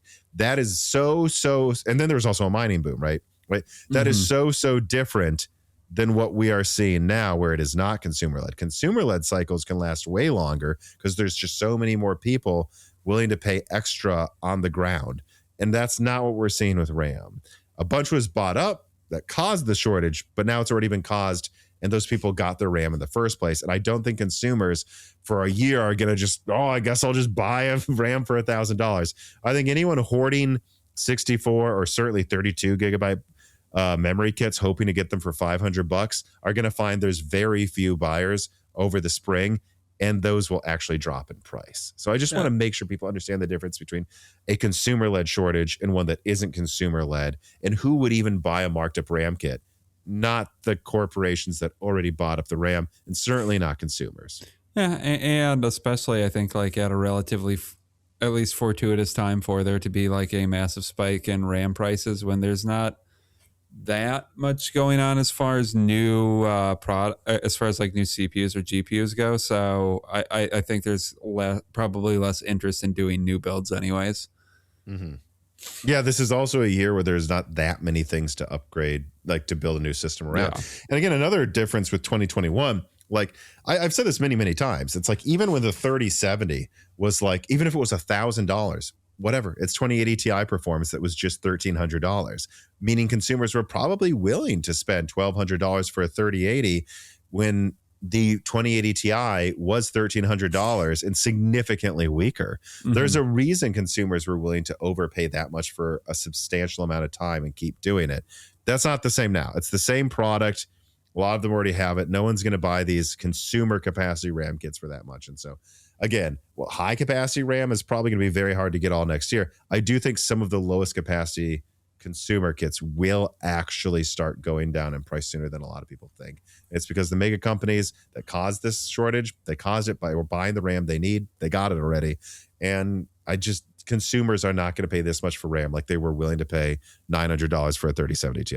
Mm-hmm. All right.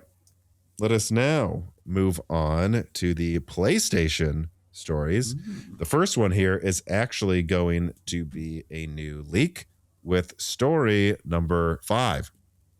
PS6 Handheld CPU Support Week. All right. A couple weeks ago, during a live stream, I leaked details that further cemented evidence that Sony was working on a PlayStation 6 handheld and that their low power mode was a Trojan horse for building backwards compatibility support early into PS5 games. Namely, I confirmed that, one, Sony's getting pretty pissed off at developers who don't support low power mode so far, almost like they need them to do this, and they're not going to take no for an answer long term. Additionally, they want them to try to keep higher frame rates if possible, and they are very annoyed that a lot of developers got to low power mode by simply cutting the frame rate in half. Almost like this mode is more about supporting a device with a lower resolution screen and less about a 30 FPS mode. Second, I detailed the Razer CPU app, which is a utility for like optimizing CPU performance in PlayStation games. Apparently, it has a new walkthrough for developers for helping them reduce CPU usage, especially when it comes to reducing how many threads their games use. Why would you do that unless there's a future device that has less than 16 threads like the PS5 has? And today I actually already have more information to leak to you all. There are now already more updates in the PlayStation developer backend. And here is a quote from one of my best sources who was able to get me this. So the person said, Sony just patched all of their SDKs for PS5 game development back to 1.0 to support power saver mode. They're currently on 12.0. So they had 12 different SDKs that they patched for power saver mode. To be clear, they didn't even do this for the PlayStation 5 Pro. If you had an old launch game that was like on the PS5 in 2021 and maybe it used SDK 1.0 or 2.0 and you said, I want to support the PS5 Pro enhancement and get that special badge on the PlayStation Store, Sony would tell them, update your game to the latest SDK and then we'll help you start working on direct PS5 Pro modes. That means that power saver mode support is more important to Sony than Pro support. And I was told it actually probably took a decent amount of work to patch all those SDKs. Additionally, one document talking about CPU optimizations for power saver mode mentions that there are new low power modes coming eventually and directly suggests that your game should be runnable on only 8 threads. It even at one point states, and I'm directly quoting from the document, new operation modes may be supported in the future and applications may run in environments with different available CPU configurations. So Sony Sony is definitely preparing a Canis handheld. And so there you go. Sony is explicitly bullying devs into adding support for what is currently publicly referred to as power saver mode. I think in the back end, it's like low energy mode. I just call it low power mode. And behind the scenes, they are turning it into a lower resolution plus lower core count plus lower clocked mode that will eventually support new CPU architectures and devices. I mean, good God, this is 100% now early work for the PS6 handheld. And in my opinion, if Sony is mad about the lack of low power mode support from developers, they might as well drop the act at this point so that the remaining devs take their prodding more seriously. And by the way, before I started recording with you, Dan, one of the sources I talked to, actually the one for quoting this on screen, told me that they wanted me to specifically emphasize that Sony has directly told them that they will support, again, specifically new CPU architectures with this in the future, and that devs cannot assume a given amount of thread counts moving forward for compatibility. Again, Sony is right now telling developers, don't assume that your game will work if it requires more than a certain amount of threads. It should just be able to work on at least 8 threads or more. Mm-hmm. Yeah, I mean, this just feels like confirmation that that handheld is coming. And I guess it makes sense that they would care about this more than the Pro. I mean, it might not be as urgent, but I would think they want this Canis handheld to sell more than the Pro. So yeah, I mean, this is their next big console, or it's one of their 2 next big consoles. Other than that, I don't know what else to say about this other than I'm more excited to see this get confirmed and unveiled by Sony in the near-ish future because this is feeling more and more real every day. Yeah.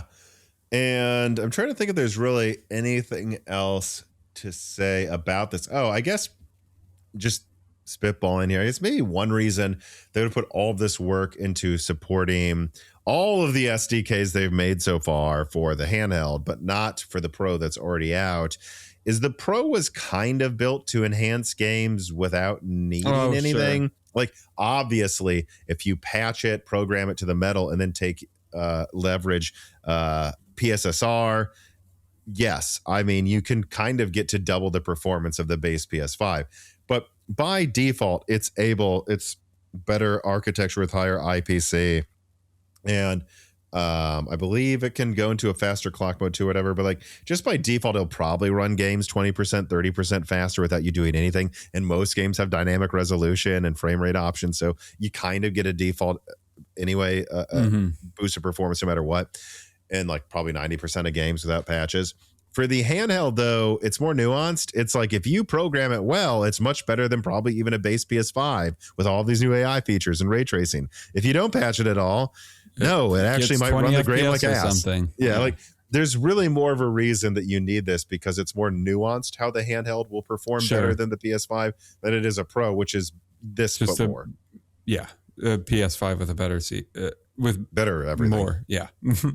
So more PS5. I guess that's some, but I still think it's kind of crappy. We still see games come out without PS5 Pro support. But if you look back, that happened with PS4 Pro as well. So I don't know. It happens. Techno writes in, do we expect the PS6 handheld to use NAND flash, a soldered SSD, a 2230 SSD, or an SD card? Whatever the home console uses. I believe it has the exact same I/O, the same Zen 6 low power cores for running the operating system. So I'd assume some form of a Gen 5 PCIe SSD, probably a lot less bespoke than what we saw with the base PS5, because now just more general Tech's stuff caught up they want. To what they wanted to do. Yeah. And then my guess is they will have an SD Express card slot so that you can play your old PS4 games or games that don't require fast storage on an easily expandable storage chip that you put in. That'd be my guess. Now, whether it's soldered to the board, it's some 2230 SSD that you probably can't access easily, I don't know. Or if you can literally upgrade the base SSD, I'd kind of doubt that, but I don't know. My guess is just whatever the base PS6 home console uses, and then they'll probably have like the latest SD Express standard for a fast SD card. Don't you think? My bet is mag tape, but no. Yeah, I mean, it's going to use an SSD of some sort. All right. Let us now continue to story number 6. PSSR is set to be a massive update for PS5 Pro, and FSR remains a separate option for the PS5 consoles. So, alongside this ever more definitive confirmation of our PS6 leaks, we also brought an update on our favorite funny acronym, PSSR or PISSR, in the last live stream. Let's open with AMD taking yet another L here, as our developer sources are telling us that by now Sony has more tools for PSSR than AMD for supporting FSR products. This includes PSSR Replay, which allows troubleshooting visual glitches. Sony is really trying hard to ensure PSSR reaches console level quality, and they are not happy that games like Silent Hills F has visual glitches. At this point, again, that means that Sony is supporting developers with PSSR better than AMD is with FSR. Let me see here. Furthermore, our sources now see references to multi-frame super resolution 2. That is a direct quote, multi-frame super resolution 2 in the back end. Note that MFSR1 was the internal name for the current PSSR. So this is assuredly PSSR 2. Hopes are high for this major overhaul, as Sony expects the new method will need fewer inputs, less memory and computing power, while delivering better image quality than its predecessor. All of this, though, therefore, will require a patch, and there's an entirely brand new API to support PSSR 2. So this isn't a drop-in update from PSSR 1. It isn't a simple update. This is an entire overhaul, basically an entirely new tech. It's almost like going from probably FSR 2 to FSR 4 in one generation. Also, we are quite sure this isn't an FSR 4 port, as FSR 3 and 4 are mentioned separately from MFSR 2 in the back end. So the upscaling scene is set to become ever more competitive next year, with FSR Redstone maybe eventually becoming worthwhile, NVIDIA continuing to develop DLSS 4, and now Sony set to release their own proper DLSS 4 competitor as well. And I could have gotten new quotes for this, to update this leak as well. But it all really came down to it's a lot better. So, that's what I would just say. Yeah. I mean, I don't know how much to add to this. Excited to see how what Sony implements in their new tech. I guess the one thing I'm interested, actually most just from a functional perspective, is like what this will look like as time goes on, as FSR becomes, or I shouldn't say FSR, as these upscaling techs become more and more common and more, as more versions of them exist in the Sony ecosystem, like what options they'll give players to do, because consoles give you fewer choice than PC, and I hope this does.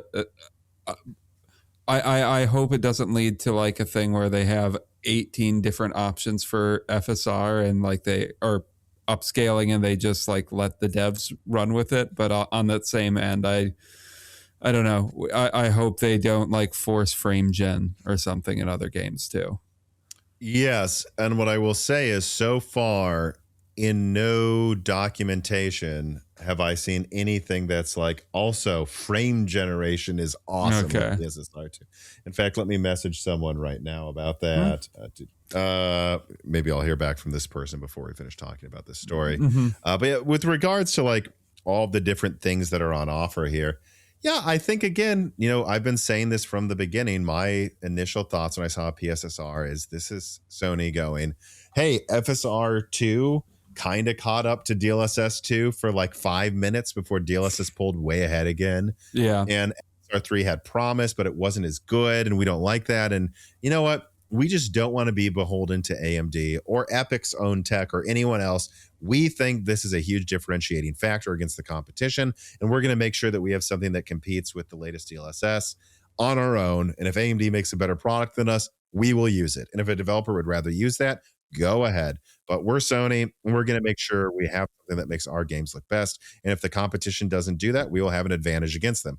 From how I'm seeing FSR Redstone turn out so far, yes, I think they might have an advantage against Xbox next year. That's actually overwhelmingly huge. The PSSR 2 really does come even close to DLSS 3.5, let alone 4. And you got to wonder what's going to happen with Magnus, because like, what if FSR 4 or 5 stays behind DLSS, but Sony catches up with like PSSR 3, and then like, because it has something as good as DLSS 5, PlayStation Orion just actually is about as good as Magnus anyways. Like, that's why Sony's doing this. I just wouldn't worry about like all of their options. They're like, use whatever you want, but this is the gold standard we're offering to make sure we have something that's competitive at all times. Yeah, and having a robust suite of software, obviously, I think is better than not having it. Yeah. All right. I don't think we have anything else to say about this. Let us move on to the final story. Story number 7, the Game Awards. I wasn't sure. Oh, wait. Before I get to this, let me put this in here too. The source, a source I was talking to about this, then I just asked, is there any reference to frame gen? Not a single one in the next PSSR. That's good. And the person says, to be fair, I haven't heard a single developer ask Sony to add frame gen to PSSR. Really? So not only is Sony not working on it, but they know that developers hate it. Well, that's good to know. Yeah. So and again, when I hear people talk about this, I'm like, who cares about frame gen? I don't. All right. I don't think anyone does. Let us move on. Well, some people do in the comments, but I don't. Oh, boy. This piece of content is brought to you by cdkeyoffer.com. Believe it or not, what you are looking at is my co-host Dan putting together his current Zen 4 desktop almost exactly a year ago. Of course, that code for Windows 11 came from cdkeyoffer.com. And we've been using cdkeyoffer.com at Moore's Law for a very long time. I use it for my office software on both my desktop and my laptop. And that's because they're reliable. They've always been there for us. And they offer reasonable prices for Microsoft products that are usually set, in my opinion, at monopolistic pricing. And you know, they're actually having a Christmas super sale right now. So if you're looking to get the best pricing on Microsoft software or games or other products on their website as well, please show support for a company that's shown support for the Moore's Law is Dead team and community for years by using offer code BROKENSILICON to get 25% off all Microsoft software and DieShrink to get 3% off everything else. So support Moore's Law is Dead by checking out cdkeyoffer.com today.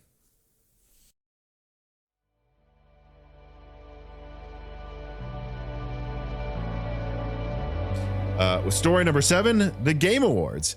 Quoting from TechSpot before the write-up, Clair, Obscur, Expedition 33 won all but 2 of the 11 categories it was nominated in. Sandfall Interactive's title always looked like the strongest contender in the Game of the Year category, going up against Kingdom Come Deliverance 2, Hollow Knight Silksong, Hades 2, Donkey Kong Bonanza, and Death Stranding 2 on the beach. In addition to Game of the Year, Clair Obscura won the best game direction, narrative, art direction, score, and music and performance with Jennifer English as Male.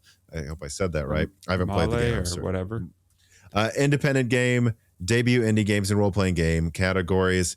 Game Awards happened then. Yes, and as expected, that's what Carbon Cry writes. I don't know if I expected it. I didn't have any expectations, though. But yeah, I mean, Expedition 33 cleaned up. And it cleaned up in a year that was actually pretty good for games. It had competition from Kingdom Come 2, which I think I probably want to get eventually, actually. Death Stranding 2, which I have, I think, beaten. I like just have the post-credits thing to watch that I just haven't gotten to yet. I recommend Death Stranding 2 quite a bit. And Ghost of Yotai on the list. Don't know when I'll play it. I have such a backlog of games. So there's been a lot of competition, both in indie and in high-budget titles. And it's a pretty big deal that a game like this was able to do so well. It is now on my list as well because of that. In shooters, Arc Raiders was judged the best multiplayer game, while DICE's return to form Battlefield 6 did win sound design, which it should. DICE does the best sound design, even if you don't like their games. They're fantastic. Aside from celebrating the good year we have just had, there's also a bunch of game announcements at the awards. So let's look at the big ones. Creative Assembly is skipping 39,997 sequels to jump straight from Total Warhammer 3 all the way to 40,000. Lucasfilms banking on nostalgia with a spiritual successor, in quotes, to Knights of the Old Republic with Fate of the Old Republic. Don't get your hopes up on this one, by the way. Apparently, the studio working on Fate of the Old Republic is helmed by BioWare veteran Casey Hudson and was founded only weeks before the announcement. The track record for Star Wars games isn't exactly stellar. So, well, we may have to wait some time for those games, though. NVIDIA's favorite developer, Remedy, announced a sequel to the undisputed best game of the decade, Control. This was written by Carbon Cry, so apparently he likes that game a lot, everybody. With seemingly more melee-focused Control, Resonant is coming already in 2026. That's nice that they didn't announce something like Star Wars here. It seems to have announced something 5 years before it comes out. Though we should expect to be another effectively RTX exclusive game given Remedy's track record in relationship with the biggest company in the world. Yeah, I don't know. It ran okay on PlayStation 5, I think, because I tried it because it came with PlayStation Plus, and I know it ran like terribly on AMD versus NVIDIA, but we can hope it doesn't. But yeah, look, there's another Control coming, RTS games. And I have to admit, I'm glad that Carbon Cry did some research on that Star Wars game because that context makes me go, whatever. It's might as well announce The Elder Scrolls 8. I guess if you're a huge fan of KOTOR, which I know, I've never played it, but I know a lot of people really love it. I'm sure a ton of people are excited to see that I believe, the original director of KOTOR is back on to make another one. But man, give it 3 years before you announce it because like... Yeah, that's who I just looked this up. It was Jason Schreier said, like, I'd be surprised to see this before. No, 2030 is an optimistic guess for when that game will come out. So I guess it's exciting. I guess people are excited, that, like, but man, that it might come at all. Yeah, right. You know, like, and this is like a game that once you get, you probably play for a decade. So I don't know. Minecraft wouldn't be a good example, but like, you know, like a big like a if World of Warcraft went away and then they announced World of Warcraft 2, I guess I can see why that's a huge announcement. But yeah, boy, you know, if the studio was just made, I hate to say it, like for all we know, it could go into development for 3 years and then be canceled. This is so early in development. That definitely could happen. Yeah. If it's this new of a game. But yeah. For me, as far as like announcements goes, I wasn't, not to say that I think anything in it was bad, but like announcements, I wasn't super enthusiastic about many of them. Just, you know, like I gave Control a try. I'm not like a super Remedy head. So I'm playing Alan Wake 2 right now, and I think that game's fun. But I didn't really get that into Control. So, and that was like the closest to my thing that I feel like was announced at this. Then as far as like awards go, I mean, yeah, Clair or Expedition 33 has been, I've heard a lot of good things about it, and I think this bumped it up on my list of games I want to play. Probably next game I buy maybe would be that or Kingdom Come Deliverance. I could use just an RPG too. Yeah, it would be, I would think I would either get that or Kingdom Come Deliverance because both of those games look really good to me. Mm-hmm. Yeah, I don't know when.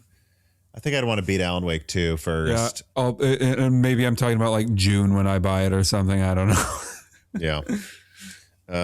But good year of games. I won't really comment on if I think Expedition 33 deserved it until I play it. But I think that's a big deal how many awards it won against like Death Stranding 2. Like Death Stranding 2 didn't get direction or whatever. That's actually pretty big. And on a budget of apparently less than $10 million. So. Proving you do not have to spend $500 million or what? Isn't the Fate game Star Citizen almost to $1 billion of funding? It's not even done. 2 GTA 6s or maybe 1 GTA 6. I don't know what GTA 6's budget is, but it's probably the same as GTA 6. But yeah, but it's like you don't have to spend that much money to make a good game. Like there is room for these AA and indie games that can make great things. You know, I just think again, this is the direction the industry needs to go in. Yeah, and I've only heard good things about Expedition 33. And I'm sure half the people watching / listening to this are like, yeah, I know, I've played it. Shut up talking about, like, talk about it when you play it. But yeah, you guys, it's like you guys are telling us the Game of Thrones is a pretty good show. We know. Yeah. Yeah. Carbon Cry writes in, back in the day, it was Remedy's Control. I'm not saying it's the best game of the decade again, Carbon Cry. You only got me to say it once. To introduce the initial busted-ass DLSS 1 to the world, should AMD have waited another couple of months and launched their initial busted-ass version of Redstone with Control Resonant to balance it out? Yes. Sure. I mean, sure. Yeah. Because then at least maybe people would blame them and not AMD from their perspective. Kari no Sugata writes in and says, since it's award season, I'd like to nominate the Copilot button for most useless button of the year. Hey, I've pressed the Copilot button like 2 times to see how good Copilot was. Very useful for me. Yeah. On that note, something that comes to mind is when I had Ed Elson on. What was that? The episode 333. We were talking, again, if you want an AI bubble talk, that's the one to watch. But when me and him were talking about that, I brought up, he was like talking about why he doesn't think it makes sense. He doesn't think AI is used as much as the pricing of these companies should dictate it should be used. And I pulled out my a minis for a mini PC, the Copilot button on the mini PC. And I told him what it has, and it has this AI button. And he goes, wow, because he thought I was trying to make it sound cool. But then I went, oh, no. My point, Ed, is this Copilot button is supposed to activate, ideally, the silicon in here that has an AI NPU in it. And if you do that, it doesn't even use the silicon that's inside of this device. And they've been selling devices like this for years. And the button literally does nothing with the extra silicon they're putting on APUs in there. And he laughed. And it's like, I agree. The AI, the Copilot button that uses the cloud, does not use the NPU. We were all told was going to be the most important thing ever. Why would you use a Copilot button when you could use ChatGPT or Gemini or Anthropic or literally any other frickin' thing besides Copilot is beyond me. The Copilot button is the, hey, do you want to buy some shit button? That's what it does. Pretty much, yeah.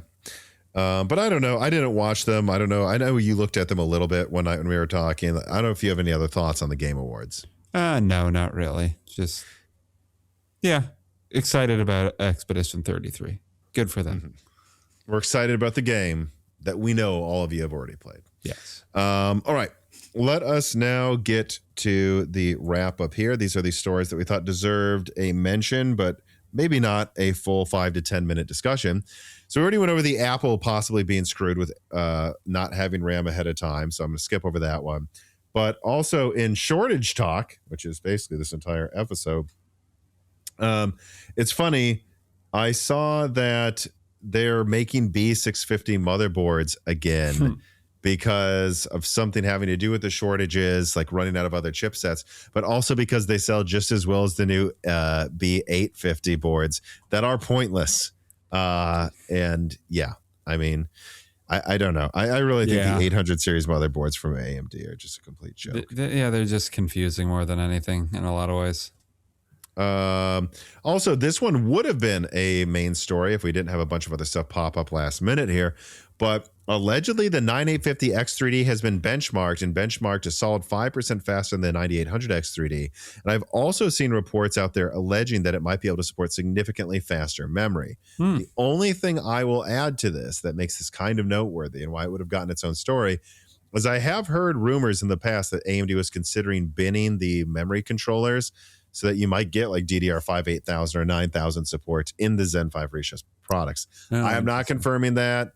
Do not say Tom promised this, but I don't think, but I have to say that because there's a lot of people that have asked, oh, but you know, will they make a new memory controller like Strix Halos and is it going to, no, there's not going to be like a new memory controller, but that doesn't stop them from binning the best ones and then pairing that with the best, highest clocking silicon for the new refreshes of Zen 5 X3D products. And all of those things together, again, who knows, maybe in some scenarios this thing could perform 10% faster or more, but at least right now what we're seeing is 5%, which I think is what we expected. Yeah, and with faster memory support, not the greatest time for the 9850 to come out, but hey, at least it's out, or at least it's coming. Also, Panther Lake allegedly has been benchmarked as well.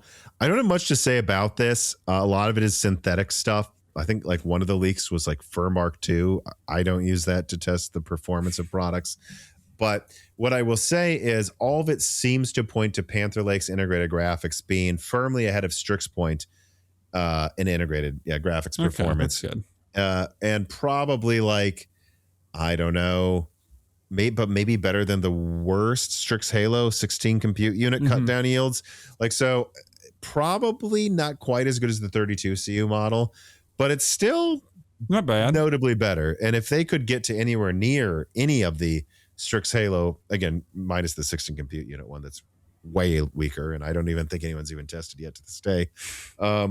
Like if you could get to like just below or even around the 32 CU model, that would be interesting. But I think it's also worth pointing out, haven't we already covered rumors that AMD is releasing new 40 CU refreshes of Strix Halo in cheaper consumer devices early next year? Might be too late, but maybe AMD is planning to respond to something. Yeah. You know, that's what that means there. So yeah, I think Panther Lake could be interesting. Again, though, horrible time to launch it. Yeah. I mean, good luck buying it with a reasonable price on RAM. Intel CEO could be enriching himself. Did you see this, Dan? Yep. So Lip-Bhutan is accused, at least by some reports out there, that Intel is pursuing deals that boost Lip-Bhutan's own fortunes, like companies he's invested in, that he's a part of, that he owns shares in. And I haven't looked into it much. I'm going to let this play out before I really comment on it too much. But I will say Carbon Cry said that there was at least one company when he looked into it. Carbon Cry's like, I don't see any benefit of Intel investing in this company versus another one. This kind of does that's look bad. worrying. And I think there was some initial skepticism of Lip-Bhutan, kind of akin to this when he was first hired on as Intel CEO. So that I think I mostly dismissed just because I thought his initial statements were good. But the people that were all saying mad at Lip-Bhutan or worried he was corrupt, maybe you're right. We'll see. I hope that's not true. I hope it's wrong. And yes. I said this in the Moore's Law said Discord, and I didn't say it because I'm assuming the worst. I said it because I actually think this without any of the hater context. I really hope this CEO isn't another fuck up. I don't know Intel what Intel does without not afford that. Yeah, right. I don't know what Intel does with another bad CEO, honestly. Yeah, like I don't know. I don't know. Here's an interesting one. I think I incorrectly said we covered this before, but I may have misremembered it because I already talked to you about it in our personal life. But I guess PlayStation 5 dominated Black Friday sales, even outselling the Switch 2. Again, making me and you wonder something we've said that we don't think you did bring this up on the podcast briefly, Tom. When? Today. Oh, no, on the podcast today. But I believe when I brought it up on the podcast today, I said we already covered it on a previous episode. Oh, that's what, yes. Okay. Well, now we'll find out. I've been wrong about something eventually somewhere. But the point is, PlayStation 5 outsold the Switch 2. I think that is actually, this could have been its own story. Again, it almost was one if it weren't for all the other stuff. Because me and you have long said that we don't see why the Switch 2 would sell as well as the initial Switch. And there's a concern that it might be, I don't want to say like the 3DS, but maybe. I mean, the 3DS eventually sold like what, 60, 70, 80 million. So it's not get sold bad. Yeah, like there's a lot of desperate people who primarily game on Switch that would buy this immediately, and that's why it would have front-loaded sales.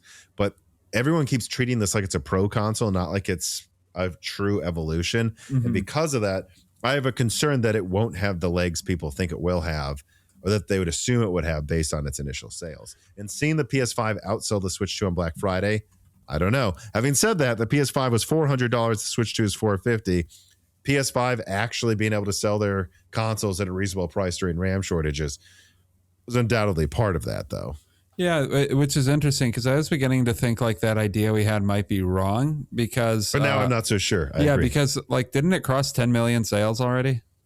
Yeah, it sold like hotcakes. Yeah, so I was like, maybe this will be another Switch just as successful, and like this idea that there's just a lot of enthusiasm from super fans or whatever is wrong. But no, maybe it is going to fall off in sales a bit. If you're seeing me, by the way, making weird faces, it's because the snail in the aquarium under my monitor is like acting super goofy and like wrapping itself around a branch, but that's neither here nor there. Also, Next Playground, the other half of this story, which could have made this a full story. Next Playground outsold Xbox pretty badly, or pretty well, or by a lot. There, I talked correctly. Not too much to add to that, other than this just seems to be the hot new item for parents. Like I'm curious if they're just doing like a really big push into like traditional media advertising, because that seems like it would be a good place to push it. Or hopefully I'm wrong, and like this is actually enthusiasm from kids being like, "Hey, mom and dad, can you get me this?" And they're like, "Oh, we can actually control the content you see." Sure. Yeah. But I just think it's worth pointing out a console I've never heard of outsold the Xbox. Like Xbox Pornhub traffic, by the way, apparently dropped 69% as well. Apparently everyone's doing Wrapped, including Pornhub. We're not going to get into Pornhub, but I will say I do think it's notable when you see how much it's dropping. Although I think Karen Osagato pointed out that the amount some of it drops might be how they're counting Windows, and so maybe it counts something else. But either way, it seems like there's tons of evidence out there that Xbox is just people are turning, or that people just aren't using them anymore. Yeah. Yuma the sixth writes in and says, "Do you know anything about the next Playground? It seems like it was a dark horse this Black Friday, selling very well according to Matt Piscatella. I'm pretty sure it sold more than the Xbox. It did. I really don't, Dan. I think, have you learned anything new about it since me and you talked about it the other night? I mean, no, I mean, it had like 16 gigs of RAM, right? So it seems like it's capable of running some of the latest games, and it's cheap, like $250. It's not a complete pushover as far as power goes. From what I saw, it's $250, and it's like, I mean, honestly, I think it's trying to do what the Kinect was doing for the most part. Like it seems like the spiritual successor to the Kinect in a lot of ways, with like a particular focus towards children, because like the idea is, get your kids into gaming without like, and know the types of games they're playing, rather than like, I don't know, talking to a creep on Call of Duty or something. Yes. And finding a way to hack the PlayStation to watch a Pornhub, apparently. But yeah, so I mean, from what we can see in the specs, it doesn't look like a complete pushover. It's obviously a lot weaker than a PS5, but you know, did you see, does it play Fortnite? I mean, I think it's just motion control, so I don't think so. But let me see here. Browse games. No, so this isn't like a traditional. Okay, but it has Fruit Ninja, so it has games like that are like well-known ones. Yeah, it's just motion control stuff to keep your kids active. Has Peppa Pig, Dan. Oh, my favorite. But yeah, so I don't know, interesting idea, and it's kind of crazy it outsold the Xbox. Again, a sign of the times. Yeah. But also, let me say this. I know this isn't going to become a big competitor to PlayStation long term or anything, but we have talked about this. If Xbox goes away, there will be other consoles. Mm-hmm. There will be. It is not just going to be PlayStation with a monopoly. Someone will fill the power vacuum, and hopefully it'll be someone that competes better. Jensen Wang, all will be NVIDIA writes, and will Xbox be able to dethrone its main competitor TikTok, or will Microsoft instead try to buy their competition? Again, our biggest competition isn't another console. We are competing more and more with everything from TikTok to movies. Oh my God, did Phil Spencer say that? Probably. Sounds or one like of them did. Well, joke question. We laughed. Speaking of not competing, though, Black Ops 7. I mean, I don't even know how long I'm going to spend on this, but I feel like every 2 days a new article comes out that basically says Call of Duty's screwed. I mean, I don't see anybody talking about Call of Duty anymore. Like, and it's funny, like, I don't even think they're bad games usually. It's just, I think that the era of annualized franchises is kind of dying. It's done. Come on, man. Yeah. Stop trying. Yeah. Like even Assassin's Creed does one like every other year now. Yeah. They're like a different 1,000 person team. Yeah. And even that's too much. Even that's too much. Maybe every 4 years. I don't need it. Yeah. And I don't think people want to switch to a new online multiplayer game every year. That's not how people do multiplayer. And like people want to play. I mean, depending on who you are, you want to play a new multiplayer game. Like if you're someone more like us or more normie, I guess, like you want to play probably get into a new multiplayer game like or as your like home or main multiplayer game like every 2 to 4 years, or some people are like just still chilling on League and that's all they fucking play. But I don't think people want a new Call of Duty every year and like relearn like the subtle changes in how the game plays every year. Gemini just entirely incorrectly summarized how many maps are in Battlefield 2042. There's That's like good. It's like it started with 7 and then they added 3. They added more than 3. I didn't realize that it launched on my birthday. But like, for example, I think one of the best things about 2042 that had a very bad launch, but eventually got its own respect, was the fact that that was the Battlefield for 4 years. And so it got tons of maps, tons of guns, tons of support. And me and Dan didn't have to switch to a new Battlefield. Yeah. Battlefield 6 is the only Battlefield for at least 2 or 3 years. I don't want a new one. And if it's a new one, it should be very different. I don't need it to be Battlefield modern again. It better be like World War I again or something. Yeah, and I believe that's mostly been Carbon Cry, who uploads with notes, has been making jokes by calling it like Black Ops 140 or something like that, where it's like, well, we're on Black Ops 7 now. It's a little funny that like they're still calling this a Call of Duty game because now their sub-franchises are needing sub-franchises. There's so many of them. By the way, the summary on TechSpot that I linked to below for this discussion about Black Ops 7 is by Kishalaya Kundu. It's a pretty good summary with a bunch of different charts. Like peak player count in Black Ops 7 is 80% lower than Modern Warfare 2. Jesus. Just to put in perspective, Dan, like holy crap. Black Ops 6, wow. Modern Warfare 3, wow. Modern Warfare 3 was just worse Modern Warfare 2. We even kept playing Modern Warfare 2 a little after 3 was out. 3 was of course 3 was I can tell like 50%. 3 was the one from like what the 2010s 3, right? There's not a because now there's 2 Modern Warfare 2s. There aren't 2 Modern Warfare 3s, are there? Yes, I'm talking to yes, there are 2 Modern Warfare 3s. Remember, there was another one we never played back in the day. I forgot about that. That one was also very badly reviewed. I played that one once because like one of my friends rented it for some reason, because that was back in the era where you would rent video games. And my God, that's the worst Call of Duty I've ever played. But where it was just like everything kills in 2 hits. That's the game. It was terrible. Yeah, Brock told me the always aforementioned Brock. He's like, it was terrible. It's the worst Call of Duty I've ever played in my life.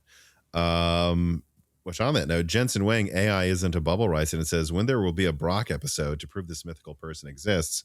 Joking aside, he was almost on a die shrink near the end of 2020. I forgot about that. When I was house hunting with him in Nashville before I moved here, and I could tell he was a bit nervous, and also I was free. I just wanted to do it quickly by myself, so it never happened. And I don't know. Probably never. This is my guess. Probably never. But I wouldn't say for sure never. You never know if he might just jump on and there's a subject he wanted to talk about and we'll just shoot the shit. We'll see, Probably not, but we'll see. Probably not. But there almost was, Jensen. Nothing writes in. Final question. And says, back when you first leaked AMD was going to use a bridge die to connect the CCDs directly to the I/O die, back when you didn't even know if the bridge die would be in Zen 5 or Zen 6, I did my own research, listened to earnings calls, strapped together my spare pennies, and bought a few shares of ASE, the parent of SPIL. Those shares, that's why I don't own shares in any of these companies, because that would have been insider trading, I suppose. Those shares are now worth about $1,000. I'm telling this story because I want to acknowledge how stunningly far in advance your leaks are. If the AI bubble pops and those shares end up being worthless, I'll be completely fine because I've already made up my own mind when I will sell them. I'm not asking for financial advice, but purely for speculation, how many 32 gigabyte DDR5 6000 RAM sticks would you bet that Zen 6 consumer with an SPIL bridge die launches before the AI bubble pops? So yeah, and I actually looked this up too. It's like, well, how long ago did I leak this? And it was the Medusa point leak I did late 2024, over a year ago, where I have kind of a mock-up. That's when I knew what Medusa point looked like, but I hadn't had it rendered yet. And so I was just like, oh, it kind of looks like this. Yeah, even all the way back then I had bridge dies. further annoying me when I see people talk about other things. I'm like, guys, I've known about bridge dies for a while. You don't need to speculate, but about how they're going to do this. But yes, that was a while ago. Congratulations on your windfall, I suppose. There is a reason I consult for a bunch of companies, because I actually do. I do believe, if I may, get some stuff pretty early. But I mean, look, do I think Zen 6 will launch before the AI bubble pops? Yes. If you mean any version of Zen 6, my answer is probably. Yeah, I think I go yes with that. I don't know that I'm betting either way, though. I don't bet. I just dollar cost average into index funds. Because I also do think not always U.S. index funds, if you look at how things are going. And I do think those two events could happen pretty damn close to each other, which I guess is what makes a bet interesting. But it is. But like, if you're counting Medusa Point, which I think will launch first, yeah, I don't know. I think it probably launches before the bubble pops. That's my guess. Yeah, I think I agree, but we'll see. I think there is a chance it pops next year. So, absolutely. And so that's the problem I have, is I could see it popping in a month. I could see it popping in 3 years. I don't think it will go on for 5, though. I don't think it's that much longer. I'm going to bet a 16 gigabyte DDR5 kit that's been listed on Craigslist by a meth addict. Okay, not a 32. No. You'll bet a 16 that it. Yeah. Okay. All right. So Dan's betting Zen 6 launches before the bubble pops, and we do get to say that if it becomes pedantic about exactly when the bubble pops, we don't really care. So we're not going to argue about it, if it's not obvious. All right, Dan. Well, I think that's going to do it for this episode. Quite an action-packed. I don't know if it's girthy, but it is an action-packed episode. I don't know if I want to say that, but sure. I do want to say girthy, so okay. I will. Well, but otherwise, any final? Well, let me do the ramble first before I ask you any final words, because I'm just going to do it again anyways, because I forget what I'm talking about by the time we stop. So we don't ramble twice. Yeah. Remember, please like this on YouTube. Comment down below. Give us hype points if you're on mobile. And please share. Sharing this helps a lot. We went through like a dozen different subjects here, if not more.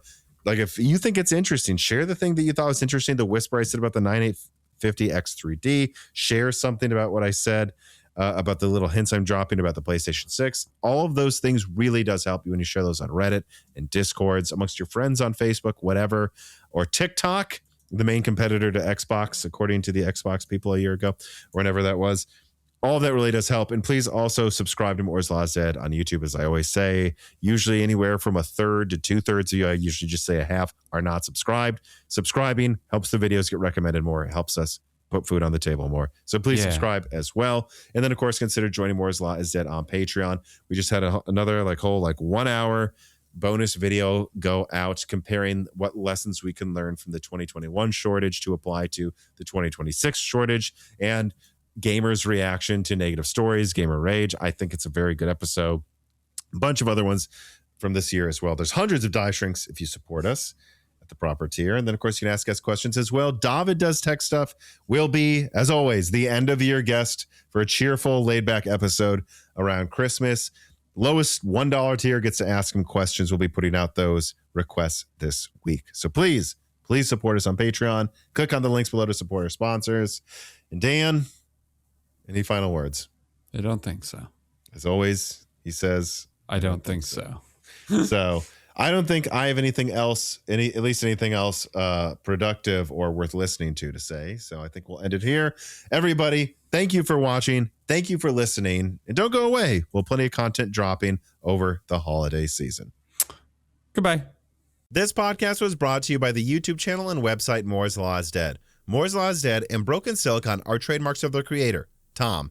That guy is me, and I am indeed the creator, editor, writer, and showrunner of Moore's Law is Dead podcasts, videos, articles, and other media. However, it's not just me. Moore's Law is Dead is a team, with Broken Silicon co-hosted by my brother Dan, audio editing by Gerard Cortez, renders being done by the industrial designer Jean-Philippe Clermont, and special assistance is also provided by Carmen Cry and Carrie Nosugada as well. Find all of our information at www.mooreslawsdead.com on the About/Support page page in the event you do want to hire me for consulting work, hire Gerard for audio work, hire Jean-Philippe for industrial design work, or you're interested in working with Carbon Cry or Carry No Sugata as well. You can also find our long-term sponsors on that page if you want to show them some love for putting food on our tables. Or you can also mail us some love. You can send letters or hardware donations to the following address: Moore's Law is Dead, P.O. Box 60632 in Nashville, Tennessee, zip code 37206.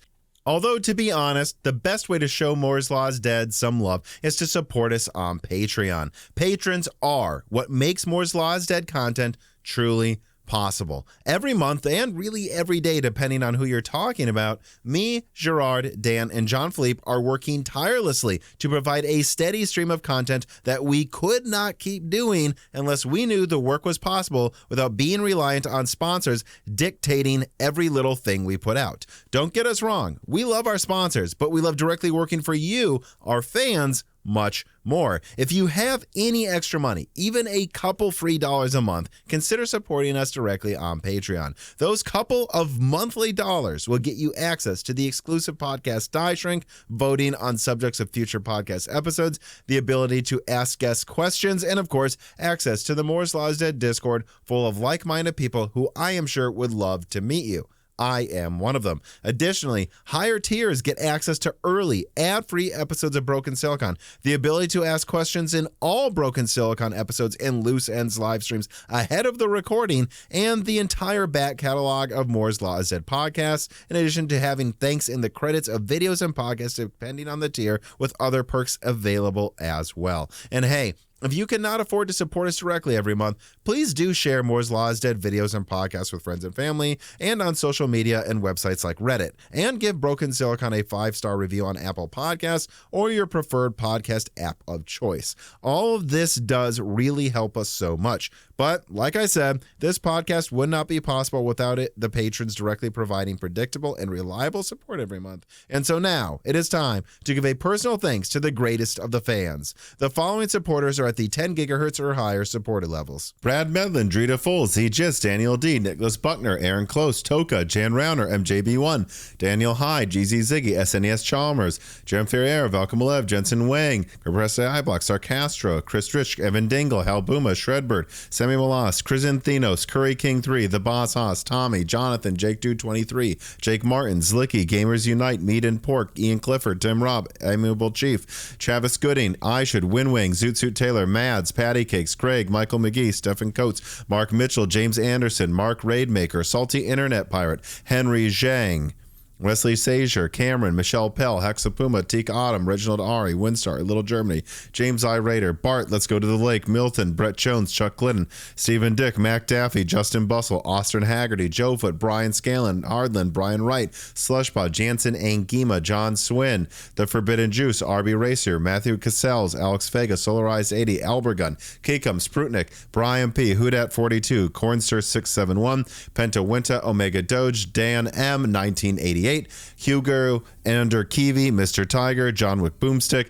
Penguins Love AI, Porcelain Oats, Nick Sue's Mania, Smash Axley, Kareem Al Masri, Al AI Soldier, 789, Ryhill G Bulls, Respect exclamation point, Fred Berger, Kevin Kuntz, Man Nolis, Ragakusis, Jonathan Harris, Kylan Reichel, Kainush, Kagani, Zabir, Ahmed, Truna, Johnny Trans, Josh, Arc, AO, RK0, Penguins from NKVD, Zephyrin, and Angel of Cake, and of course, thank you to Sahara for the music.